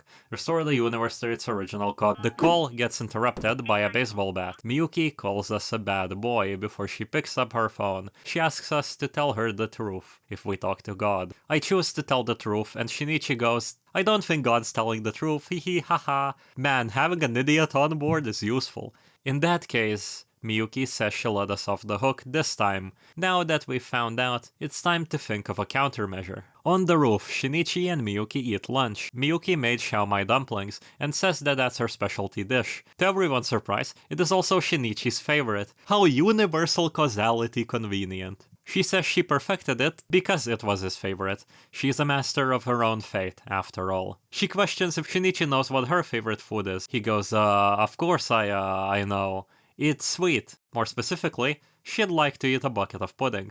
She also doesn't love grapefruit, a fruit that I, THP Dom, love and adore. All of these perspectives are getting confusing. Miyuki, seeing Shinichi's grin, shows him a can of tomato juice, something he absolutely despises. Miyuki and Shinichi go on a date to catnip. Shinichi now learning that Miyuki is really into cats. She says that cats are very elegant, while Shinichi thinks that their independent energy fit Miyuki to a T. He wants to pick out a gift for Miyuki, maybe a picture frame, but Miyuki falters. She knows that if a photo is printed and put into a frame, it'll disappear. The only thing that is saved is her data. Even in the reality that is about to overwrite the main one, inside the game that we're seeing as drugged Shinichi now, Miyuki seems to be troubled that everything will disappear again. Shinichi doesn't hear this as they move over to see two cat-shaped hairpins. Shinichi decides to buy one for her, asking which one does she like. She says, this one, that one sucks. Shinichi can barely notice a difference between the two, but whatever. We force Shinichi to ask why are there two, leading Miyuki to say, so what? Leading Shinichi to be confused about why he even bothered to ask in the first place. This leads to Miyuki explaining this at night, that poor Shinichi had a hard time following our choice, then reminding us of the fact that there was only one hairpin in Aoi's route. It's because Miyuki hid the other one. She thought it would come in handy. We wouldn't have questioned our faith in Aoi if she hadn't planted that hairpin after all. I knew it! I was correct! I was right! Shinichi and Miyuki were by the riverside together. Miyuki invites Shinichi to go on a hot springs trip with the ticket she's won, but they're interrupted by Shinichi hearing a noise and noticing a box. Miyuki tells him to leave it. Making Shinichi open the box makes Miyuki angrily stare and say that there's nothing in there. She asks what's more important, her or the ball. Oh, for fuck's sakes, get me out of here! Upon opening the crushed box, regardless of the sound, turns out there was nothing inside. She says that there was never a cat. She sneezes. Then she talks about Schrodinger's cat. The cat is in the box with the poison bottle and radioactive material. The experiment shows that until the box is open, Miyuki questions why did Schrodinger use a cat? Why wouldn't he use a rat or something? She's pretty sure that Schrodinger just wanted to kill a cat. He didn't have the strength to do it himself, so he let God pull the trigger. The layers of irony are really piling on now. She says that she's not that much of a coward. If we try to cook for Miyuki, she stops us, since Shinichi doesn't know how to. Even Shinichi feels like she hides something there, but they order takeout anyways. The phone is now password locked as well, a fingerprint lock and an unlock via security questions option. Miyuki could be back anytime, so he doesn't bother. Soon, it's been an entire month since we've been with Miyuki. Time flies fast when we hit the skip button. Also, Miyuki changed it so she can't get fat. At school in the morning, Yutaro calls us a normie over and over. We once again get to talk about Haru being Yutaro's sister. Miyuki walks up to Shinichi asking if he made Yutaro angry. He says it's just guys being dudes. Miyuki says that she'll never get guy friendships. After all girl friendships are like the perpetual motion machine. Not real. Shinichi, after this remark, thinks about how much Miyuki needs him around. Someone to be true with and to lean on. After shopping, Shinichi and Miyuki hang around in the bookstore. We have the choice to buy Cooking 101. After all, Shinichi feels bad having Miyuki cook for him all the time. She says that the kitchen is like her sanctuary, and we better stay out. But Shinichi sweet words his way into being allowed into the kitchen. Miyuki also bought 2 books. One of them is Programming for Dummies. All of this is in vain though, as Miyuki tiger mobs her way behind us as we cook. She says she has some doubt left in this world. Again, whether this is drugged Shinichi playing the game or something that really happens, who knows? If it is the game, we are seeing future Miyuki be unsure about her actions, or even the longevity of them at every turn. They end up cooking together. Shinichi and Miyuki hold hands on the way to school, catching attention of passerby and the poor Haru who trips as always.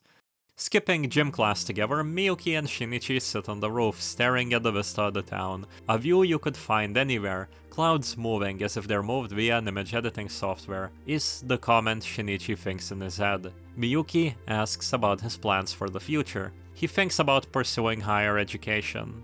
But what? He doesn't know what he wants to do. What doesn't he want with his life? It doesn't feel real. He cannot imagine that he will ever leave this town. Miyuki this time says she won't make her acting debut. Shinichi jokes that she wants to be a mecha pilot like back when she was a kid. Her actual long-term goal is just being his wife. Shinichi leans on Miyuki's shoulder, looking at the sky, as Miyuki suggests taking a picture, placing the camera on a few lunch containers. Shinichi asks if they can't just take a selfie, but Miyuki says no, asking him to move closer. She says she'll keep this picture even if the world disappears. Shinichi thinks they'd be screwed if that happens. Happy birthday! A scene where they celebrate Shinichi's birthday. Miyuki slips as always, saying that it hasn't been long since they celebrated, pushing away Shinichi's doubt by saying that them getting together was fated to happen. Remembering the maid costume talk, she gives Shinichi a mini poster of her in a maid outfit. Shinichi of course goes, "This is cute, but where's the outfit? Put on the outfit." She also just let the shop owner take this picture and get a copy.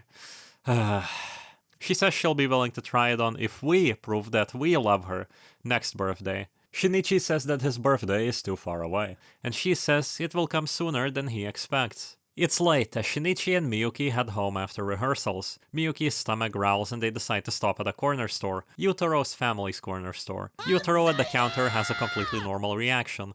He also wants to walk hand in hand with a hot girlfriend he knew his entire life. He shifts very quickly.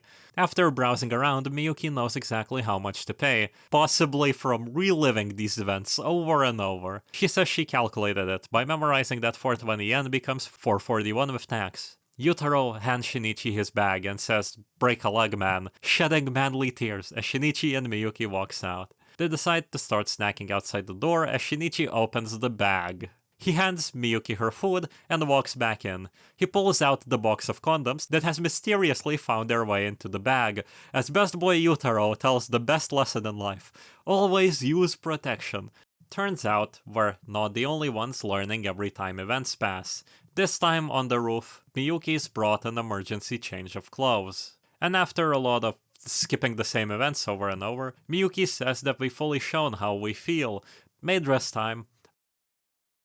Oh, son of a... She says that she'll never let us go.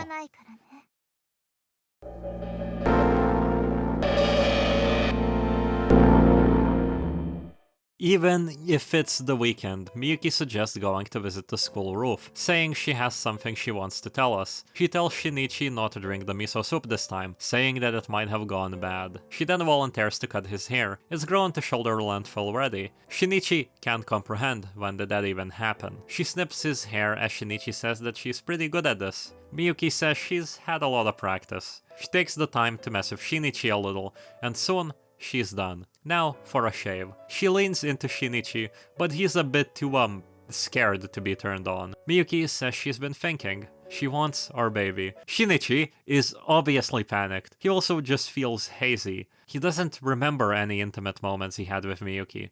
She says that his memories get reloaded as the razor stops at his throat. She remembers how hard we tried to raise her affection points. She says that we probably haven't forgotten either, and she once again asks if we love her. Both options are an ultimate betrayal. If we tell her we love her and try to get Aoi back, we'll actually lie. And the second option, all we did, our lady betrays her. It is weird for me to say that Miyuki has always been more of a person than Aoi. We've seen Miyuki's interests, her fascinations, even tidbits of her daily life. Now we know even more about her. She's a complete being with likes and dislikes, goals. Meanwhile, Aoi, in comparison, is just a bunch of experiences and touching moments. A child to teach, a blank slate built upon experiences from the friendship with the Frey. I can't say I'm partial towards any of them because of Miyuki's actions now and the never-ending undertone of threats. Will she just toss us away one day? The repetition of getting what she wants every day becoming meaningless. Shinichi is being drugged in an infinite torment nexus, in the crossfire in between us and Miyuki. Whether he chooses polygamy with Aoi is fine with me. I will now be supporting him and roleplaying as Yutaro for the rest of the video. Let's get our boy out of this. Shinichi is not that confident in speaking, feeling the cold steel against his throat. The next thing he sees is Miyuki's smile. Her happiness makes this all worthwhile for him. She unlocks the door and steps outside. Shinichi wants to follow suit, but it seems Miyuki had put his shoes away. When they walk together in the streets, Shinichi feels nostalgic, his body being weirdly heavy. And soon, Yutaro spots the two walking in the streets. Yutaro says, "Long time no see," emerging from the crowd. "Feeling better these days?" he asks. Shinichi is confused as expected. He's seen and been outside a bunch, while on the sofa staring at Miyuki's phone, drugged. Yutaro, confused, says that Shinichi was in the hospital after the car accident. Miyuki interrupts him, saying that the two of us are in a hurry, that Shinichi and Yutaro can catch up later. He asks Miyuki if she's okay, since she hasn't been to school, as she starts to drag Shinichi away. To describe the tension, once again, there is no saving the game now. The right or wrong choice could mean anything. So, I decide to run off with Yutaro. Miyuki doesn't give chase, silently staying in place, saying under her breath, "You tricked me." Yutaro questions why Shinichi took off like that. Shinichi himself doesn't know why he did that. "After I finally got to talk to her," says Yutaro. Shinichi asks why he doesn't settle for Aoi. After all, in his fake memories, Yutaro has started playing visual novels to help settle with the crushing loneliness. As Yutaro says, "She's just chilling at my place." Shinichi continues being befuddled as they walk. Shinichi has no recollection of a car crash, or whatever lies Miyuki has told the class or Yutaro about where Shinichi was. Ryujiro welcomes back his brother. Turns out Aoi works here part-time. She is Ryujiro's girlfriend after all. Shinichi is confused about Haru being Ryujiro and a guy. They're in the same club after all. "No, Shinichi, you're not in the theater club. You're in the Boys and Dreams club," Yutaro explains. Shinichi now internalizes the fact that his memories don't match their claims, and there appears Aoi, asking if he has amnesia. Shinichi immediately questions it, asking isn't she a heroine in a visual novel. This promptly makes Aoi grab Shinichi and walk out of the store with him. She wants Shinichi to explain to her how he found this out. Since Miyuki has the SIM card, she was able to retain her memories after the patch and reload. However, we are now back, talking to another blank slate Aoi. He tells her that she was in the game, as she pulls out her phone and shows him the visual novel. And soon, the sunset is painted over with red swirling clouds. like a typhoon, localized over the school. Aoi takes off sprinting as Shinichi follows after her. She tells him she's running to the center of the universe, where the universe will get an update patch. The world will change once God picks up the signal. The game will become reality. Shinichi struggles. How can he tell fact from fiction? Aoi was a visual novel heroine, but she's here. There's no way this is a dream. This is real life. Everything that had happened up until yesterday was a game that Shinichi was forced to consume, and that will soon become reality. That means Miyuki will erase Aoi from reality. Shinichi runs onto the rooftop. Standing at the center of the universe is Miyuki.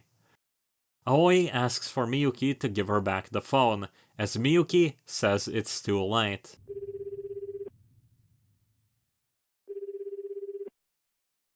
Miyuki presses the call button. Her signal transmits beyond the furthest reaches of the sky. With this, the world will get an update patch, and Aoi will be designated as fictional. Shinichi doesn't want to understand what she's saying, but he turns to her, asking if she tricked him. Miyuki admits that she did. She was lying the entire time. She needed time to learn programming, figure out how to change the world. She started by taking Shinichi captive. With God's help, she created a drug that can blur the line between fiction and reality, the one that she's been feeding Shinichi. Aoi struggles to support her weight as she leans against Shinichi to keep upright. She's vanishing. Shinichi shouts for Miyuki to help her, but Aoi says it's too late. This is game over. Shinichi realizes as she whispers. She's emotionless, as if she doesn't care. Shinichi shouts that she can't give up that quick. This isn't right. Aoi says she's a heroine in a visual novel, and this is just one of her countless bad endings. That's all there is to it. She just has to move to the next route, as she always had. Memories erased, returned to the amalgam that is God, reborn as a different character elsewhere. However, tears start forming in her eyes. She says it's a glitch. Why is Aoi crying? 涙が出るのがそういうイベント。うん。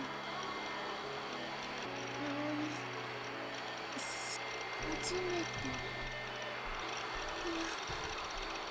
いやビリビリ。電波こんなの知らな。ずるとも。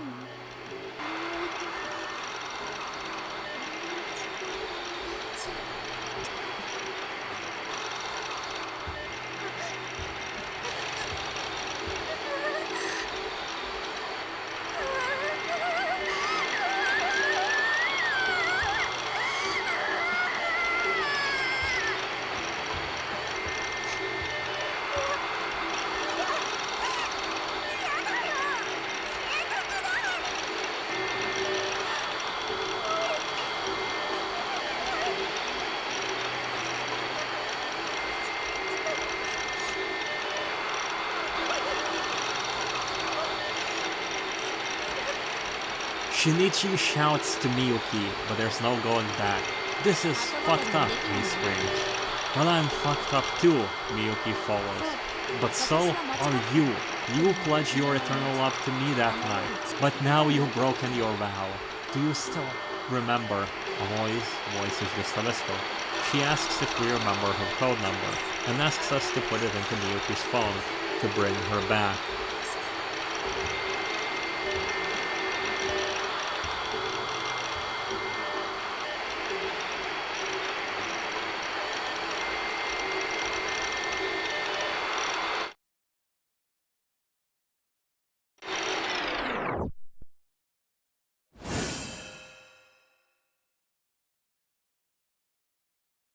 Miyuki says that this is the only option. This is the only way we can be happy together. Is it? Says Shinichi. Is this happiness to her? She says, of course it is. Liar, says Shinichi. Her acting skills won't work on him. He continues pushing as he quietly climbs up the ladder, Miyuki looking down at the ground. Shinichi walks up to her. He doesn't know what to believe or any way to discern what's the truth anymore. But he knows one thing as he faces Miyuki, step by step, coming closer and closer, willing his heart not to race, trying to calm himself with each step.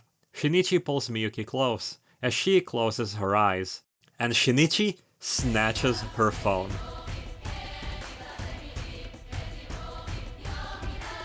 In today's episode of...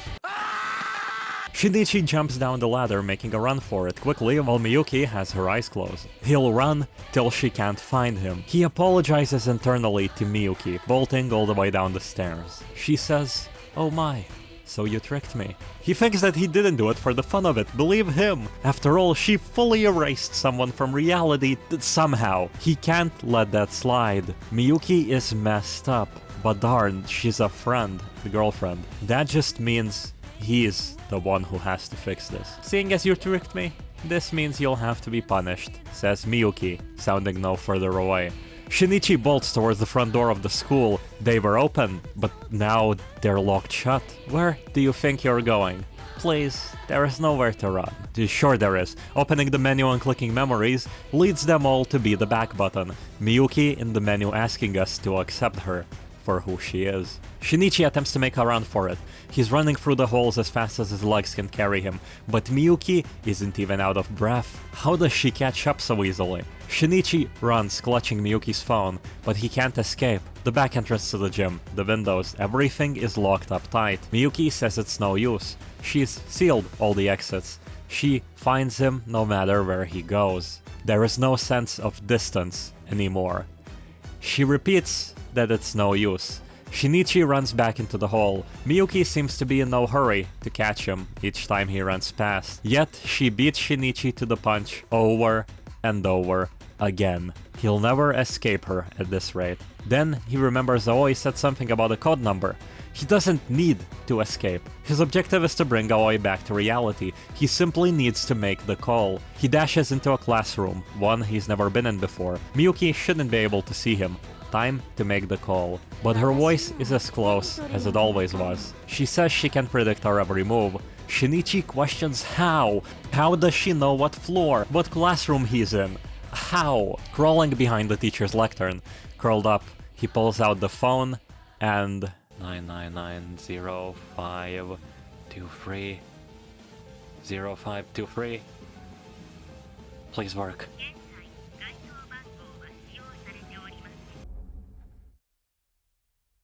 Miyuki asks if we want to know why. Then she asks us to open the backlog. That's right, you typed it incorrectly. That's Aoi's code number, the number with the power to bring her back. A secret only you and Aoi were supposed to know, but unfortunately for you, I know it too. I managed this whole game, you know.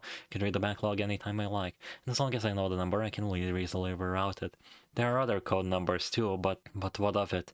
Even if you establish a communication with God and found out the number, I'd find out about it right along with you, and then I just reroute it on the spot. As long as you're in this game, I'll never let you bring Aoi back.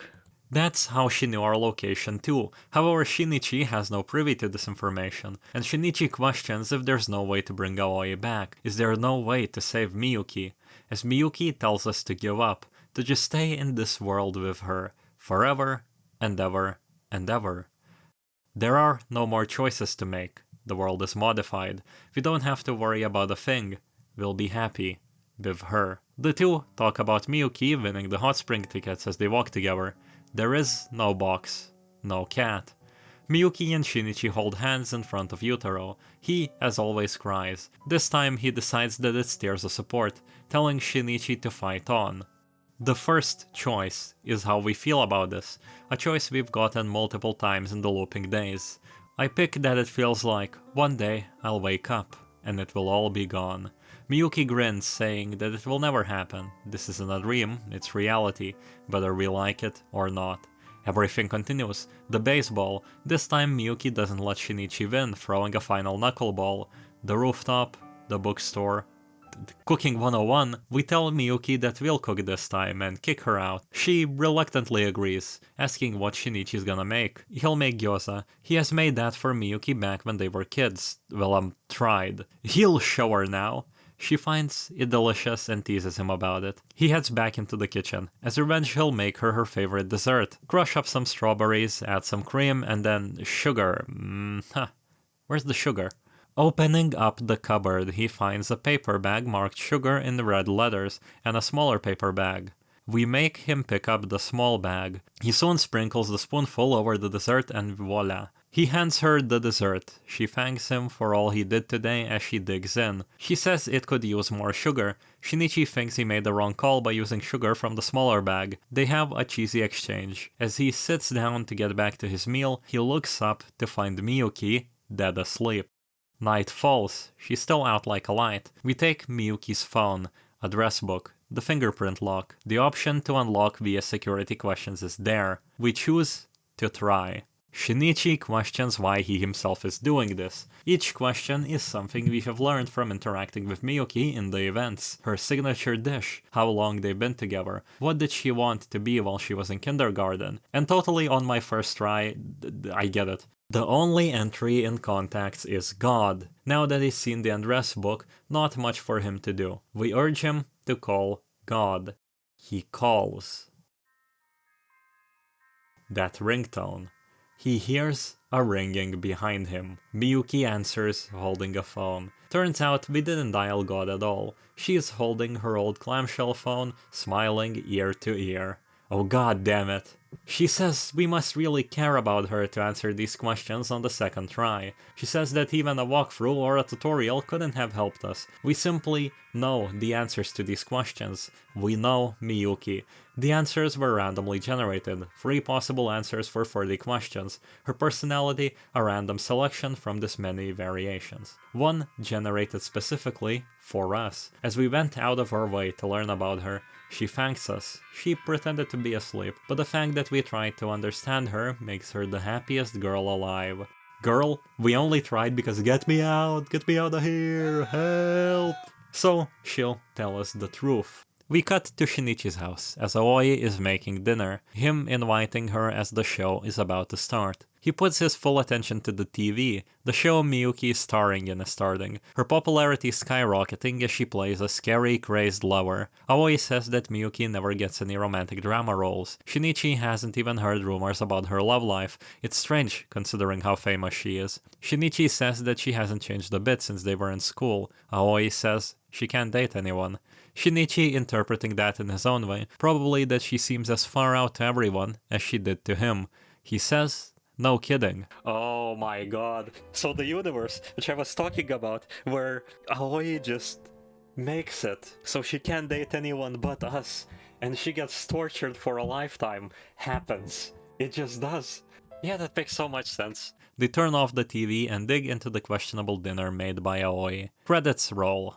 Cut to Shinichi and Miyuki in the batting cages. Miyuki being happy reminds Shinichi of how she was when they were kids, as Miyuki asks if they met before. Cut to Shinichi walking at night with Haru. He thinks back to the day the dark clouds swirled overhead. Whatever Aoi's god was, all he knows is that they stopped it from reviving and saved the world from imminent destruction. Aoi's existence got erased with it, together with Miyuki's memories. Haru also got turned into a girl, as she presses against Shinichi to warm him up in the cold air. Roll credits.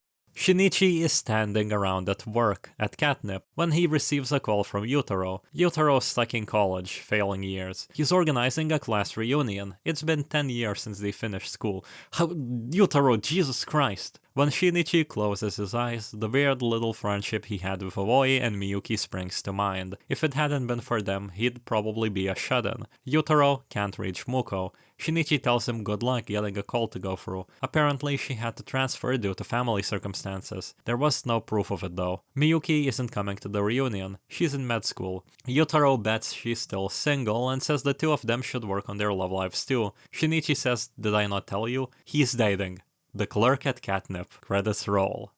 It's been 20 years since Shinichi last set foot in this hometown. He's been a hermit for many years, not used to stares of others. He quickens his pace, looking away. Stepping by the corner store, he sees a happy couple working the counter. One of them seems to have aged quite a bit. It's the weekend, so the now adult Shinichi sneaks inside of the school. They're still using the same key for the rooftop. There, he finds Aoi and Miyuki, telling him he's late, looking the same as they did before. He pulls out a highball from his pocket. The sky is crimson, the way Shinichi remembers it. It really takes you back to that fateful day, says Miyuki. The day we said bye-bye says Aoi. And then tragedy struck. Both lay dead, victims of their mutual resentment. Yet every time Shinichi went to the roof, they were there. He knew that they were dead, but they were there. He couldn't let them go. He wanted to spend more time with them. He was so happy he started to lose it. And then he did lose it. Escaping the psych ward 20 years later, he's finally here again. They were never there. He can finally accept that.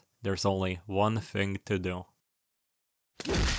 Shinichi asks if all of these are different endings. Miyuki says yes, they are, but they are not from a game. They're various endings Shinichi will achieve in this world, if he doesn't choose her. She asks Shinichi if he noticed it. What happened in every route where he doesn't end up with Miyuki? Shinichi thinks that she got famous, threw herself into studies. Sure, some of them were sad, but not all. Even Miyuki admits that all of them aren't bad, but all these endings have one thing in common. She's never truly happy. She's always alone, starved of any affection from anybody. Any contact that would have caused envy from Shinichi just never comes to be. Nor mental, nor physical. She'd always be all alone. She tried making choice after choice after choice to see where it all leads. She tried to change the branches, but then it hid her. She can't end up with anyone but Shinichi. She'll always be alone. Her life will always be incomplete. The only way she can attain happiness is with Shinichi. That's her curse. A curse that our choice caused. Even Shinichi is lost for words. The world was rebuilt to satiate his jealousy, for his selfish wish, for his own convenience, and now Miyuki can never be happy. Shinichi is looking for the words to apologize. Miyuki just smiles with relief in her voice. She says that she has no regrets. Every moment she spent with us had been the happiest in her life. And if the world hadn't been rebuilt, we never would have been together. And we would have never sworn our eternal love. She asks Shinichi to forgive her. She knows that Shinichi wanted to call God to learn the truth about her. Just wanted to bring Aoi back, to set Miyuki on the right track. Everything was done for her sake. She knows Shinichi doesn't hate her. She asks Shinichi to say that he loves her. Shinichi says that he could never hate her. He considers himself to be the one who made her suffer like this. She asks Shinichi to tell her that he loves her. His feelings are real. The words leave his lips, not out of pity, not against his will. She asks him to say it more. He repeats it. She asks for more. He keeps repeating it until... ダメなの。全然心が満たされないの。全然嬉しいと思えないの。私はセーブができるから。あなたの気に食わない選択はやり直せる。私はプログラムを書き換えられるから。愛の言葉なんていくらでも口にさせられる。新一の喉から血が出るくらい大声で何度も私を好きって繰り返させられる。でもそんなの虚しいだけなの。私が欲しいのは君の言葉。画面の向こうの君の気持ち。そう、君。私は君に恋してるの。君を感じていたいの。君が好きなの。君しかいらないの。だから君も私を好きでいてくれてるよね。 Out of desperation, out of boredom, out of knowing what will happen in this linear world, out of the ability to will exactly what she wants, comes this desperate plea to us, the player beyond the screen. Just as the protagonist said, I agreed with the first part, I don't hate you, but I'm playing a video game.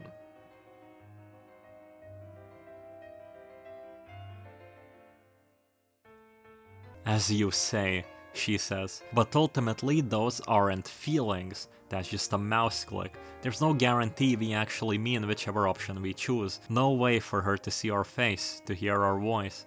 These choices are meaningless. We lied to both her and Aoi, so she has no way of knowing how we really feel in this eternal love we pledged. After all, what else is out there in this universe for her but us? And completely ignoring my choice, she pulls us into a scene, once again upon the logic that if we like it, we'll watch it. That we're doing it with her if we're watching. One that you can't click through for 5 minutes. Let's say my reaction was great. If you're an existence, you aren't innocent, nor guilty. You exist. And you will continue existing from every point on. How you choose to exist is up to you. And now, it isn't a big punishment, but for all she did. While this scene is going on, I watched an entire Northlion clip and went downstairs and made a snack. Shinichi wakes up with a headache in the middle of the night, the sound of a shower going off silently penetrating the room. He feels like Miyuki's phone was ringing. He stands up to pick it up before hearing a cat behind the door. Shinichi decides to go look for the cat and take some pictures for Miyuki. Her phone in hand, he steps to the front door. Miyuki's voice calls out from the bathroom, asking him not to go. We tell her that we're going to take pictures of a cat. She seems very seriously opposed. I mean, come on, Shinichi's just gotta go say hi to a kitty cat. Miyuki asks to not be left alone one last time.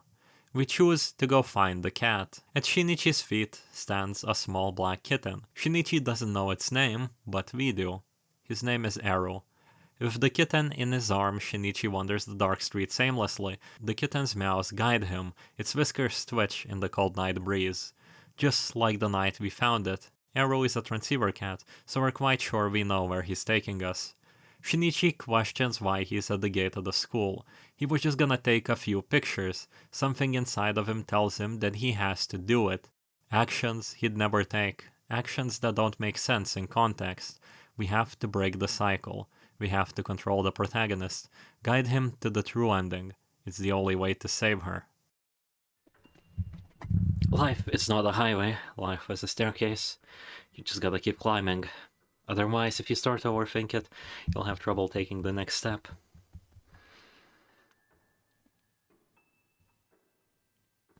There are no bad branching paths. No point in regretting the actions you didn't take. They say life is a series of choices, but that's nonsense cooked up by the old and bitter. Yesterday leads to today, and today leads to tomorrow. One step at a time, forever and ever and ever. Or so I thought. Aru jumps out of Shinichi's arms, turning around, ushering him to the center of the universe. Step by step, he climbs to the top. Starlight shines down from the heavens. Someone's calling Miyuki's phone. It's God. But this doesn't surprise me. After all, this is the center of the universe. The radio wave reception is at its peak. And the transceiver cat brought us here. Hello? Hello, can you hear me? God confirms the connection. Shinichi realizes his choices didn't lead him here, nor did fate. Just me, the player on the other side of the screen. The one who gets to pick your choices. God infers the intention to roll back the universe. Only Aoi and Miyuki have permissions. Aoi's existence has almost been completely erased. A fragment of her consciousness lives on as electromagnetic waves. She can be restored using her code number, but the code number is gone. God, however, has prepared a backup number. This whole conversation is being recorded in the backlog. Even if we find the code, Miyuki will just redirect it once again. God says that that's false. Miyuki only knows of numbers existing in this universe, not ours. God says there exists an 8-digit code somewhere in our universe, and asks if we located it. Oh my god! Oh my god! You goddamn bastards! It's in the user game manual. God gives the instructions. Record God's phone number. Subtract the subject 8-digit number from it. Lastly, add Miyuki's variable to it. Shinichi questions Miyuki having a variable. Both me and Shinichi are at a loss for what it could be. It's the number that Miyuki favors the most. God says that Miyuki has recorded this value. It tells us to look at her photo app, her diary. Miyuki had written this in advance, at least hoping that we already knew the number. It's the time we've given her our love. She's written that it's 9 times, the last of the text saying, "It's safe to trust you." Right? A reality that bends to her will has to some extent broken Miyuki, her whole existence seeming worthless to herself, only able to yearn for something she can't see, wanting something she cannot get. What we do here is the only way she can confirm whether we have any feelings for her, whether we hate her, whether everything she's assumed has been wrong. All of it. And of course, my asshole thinks this, and thinks that the number is wrong, because the final scene was the equivalent of the 2000s magazine call for hot sexy talk on phone numbers. After inputting the right number, automatic restoration program initialized successfully. We surmise we can investigate the bugs upon further correspondence and subsequent memory sync. Please launch the program. At God's request, Shinichi taps the call button. His desperate wish transmits through the farthest reaches of the sky. There's a tear in the fabric of space. It opens out of nowhere and begins to invade. A faint signal reaches out from beyond. The lines gather, sketches unfold, the colors blossom. The whole world, the center of the universe, has a new glitch. Aoi appears wearing her hairpin. She's real. As Shinichi asks us if he knows her, Aoi says she made it back to Shinichi. Aoi actually did it. Tears fall from her eyes. She slowly walks up to Shinichi, touching him, a spark of electricity shooting from his body. Shinichi questions why he knows her name, why is he crying as well. Aoi says she knows that those are happy tears. Soon, the sound of a door slamming can be heard as Miyuki calls out. Miyuki takes one look at Aoi. She's rooted in the spot. Then Aoi calls out to her old friend. There's a pause. With a scowl, Miyuki says, "Welcome back." No one makes a sound. Time passes. Aoi asks Miyuki that they change the world back to normal. Miyuki, however, says no. She refuses to let go of her memories. Aoi says that everything about the world as it is now is wrong. Miyuki scoffs. After all, Aoi is the first one who changed existence, Miyuki shouts at her. Aoi says that this isn't a joke. Miyuki looks ready to fight, and Aoi is not backing down. Aoi admits she made a mistake, and that the mistake hurt Miyuki, but she doesn't want her to suffer anymore. Miyuki shouts that she's not suffering, she's happy here with Shinichi. Aoi calls her a liar and says that she knows the truth, that the world shouldn't be like this. All those memories of the terror, the knowledge, is chaining her down. Miyuki falls silent. Aoi says that if she wants to cut ties with her, that's fine, but to her, Miyuki is her best friend, and because of that, Aoi needs to say this.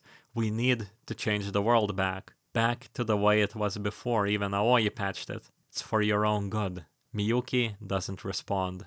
Aoi understands her. She used to have access to the game data as well. She knows that if things go back to the way they were, they won't be able to save or load or change anything anymore. She repeats Shinichi's words at her. We have one shot at love, one mistake and it's all over. And Aoi says that Miyuki is afraid of that. Miyuki looks like she's about to cry. Of course she's scared. Why wouldn't she be? She wants to believe. She wants to believe that we beyond the screen will fall for her. And if she believes that, then it doesn't matter if we lose our memories here. Miyuki just can't let go. And it's because we betrayed her. We went contrary to the eternal vow we made. She asks us to tell her that we love her. We're the one who drove her to this point. The fault lies with us, but it's okay, says Aoi, smiling. She says that she'll disappear anyway. Aoi is an avatar of God. In order to roll back the universe, Aoi has to sync her memories with God. Her love towards us is a glitch, a bug, something that was unwanted, wasn't supposed to be there. Her feelings came about as a result of being unsynced, and she confirms it. Once the sync happens, the bugs will disappear, and her feelings will merge with all the heroine memories into the amalgam that is God. Everything will be lost. Tears swell in her eyes, telling us that it's alright. Aoi came to this world expecting to disappear. This is her punishment for what she did. It's what she gets for hurting her best friend. Even Miyuki, with sadness and disbelief on her face, just stares back at Aoi. Tears keep flowing down her cheeks. Though we inhale, these are happy tears. Her emotions are a glitch. Erasing them is supposedly the correct thing to do. That can't be right. She asks us for a favor, even if she disappears from the game, even if this world is fake, even if Aoi is reborn in a different game as a different girl. That doesn't change the fact that we were together. As long as that fact remains, that's all she needs. That's all it takes to make it real, and that's enough reward for her. She asks us to tell her that we love her. She's going to set this world right again, for her friend Miyuki, and in doing so, Aoi will disappear. This is their final request. We ought to grant it. Miyuki. And Aoi. Shinichi gives us some sass as well. Oh, shut up, you can't even hit a ball without my input, can't even have fun, cuck-ass bitch. He says that we're hesitating to make this final choice. We can't save, we can't try again. After all of this, it would be tantamount to betraying both of them.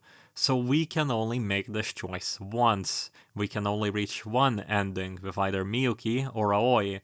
That's how this game is scripted. That's how the world is coded. We could always make backup copies of the save data or reinstall the game. We could use many methods to see both endings. We're free to do as we wish. Shinichi can't stop us. Not even God can stop us. But if we do that, we're betraying Miyuki. If we do that, we're desecrating Aoi. If we truly care for them, if we truly want to see them live happily ever after, we have to make this choice only once. And so we, as a player, are left to choose who we like more.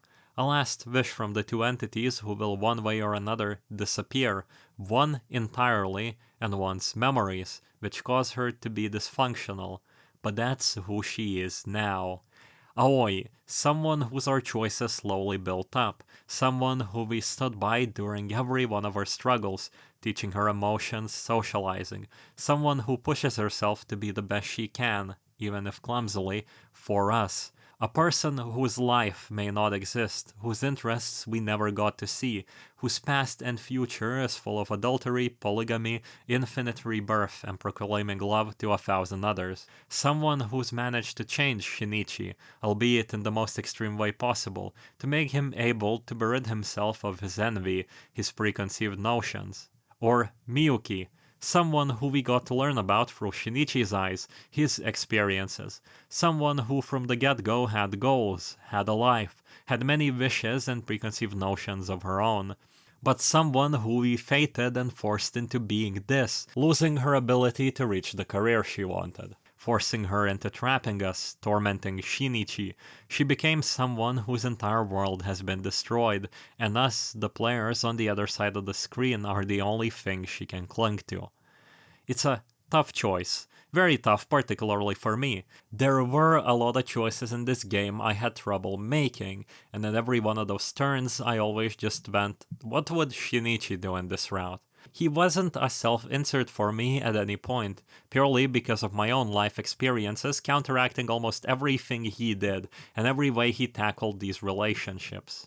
My outlook on this will probably be very different from most of you, but for me it's hard not to be at this point and go, I don't particularly like both of them enough to make this proclamation out of anything that's not pity. It's hard not to stand here and imagine Shinichi just sucking it up and having done what he wanted to be done, having someone more responsible usher him forward on from the side, having the freebie friends continuing to teach Aoi, having fun and going their separate ways as they grow older, without my intervention. Maybe meeting later in life when Shinichi is more mature. I just realized I want the Catnip Clerk ending. I don't like anime romance stories unless they dangle the keys of something different in front of me. I have this natural aversion to them I can't explain, possibly again, because I can't relate to thinking these thoughts, self-limiting relationships and labels, and this aversion has probably been with me almost this entire game. A part of that is probably the self-insert aspect, or even here, clumsily being forced to insert myself into the story in a meta-narrative way, so I leave the choice to you. There are rank cards for both of the versions of the ending to this video on screen right now. Make a choice. I'll wait. Don't pick both. All you'd bring yourself by doing that is disappointment.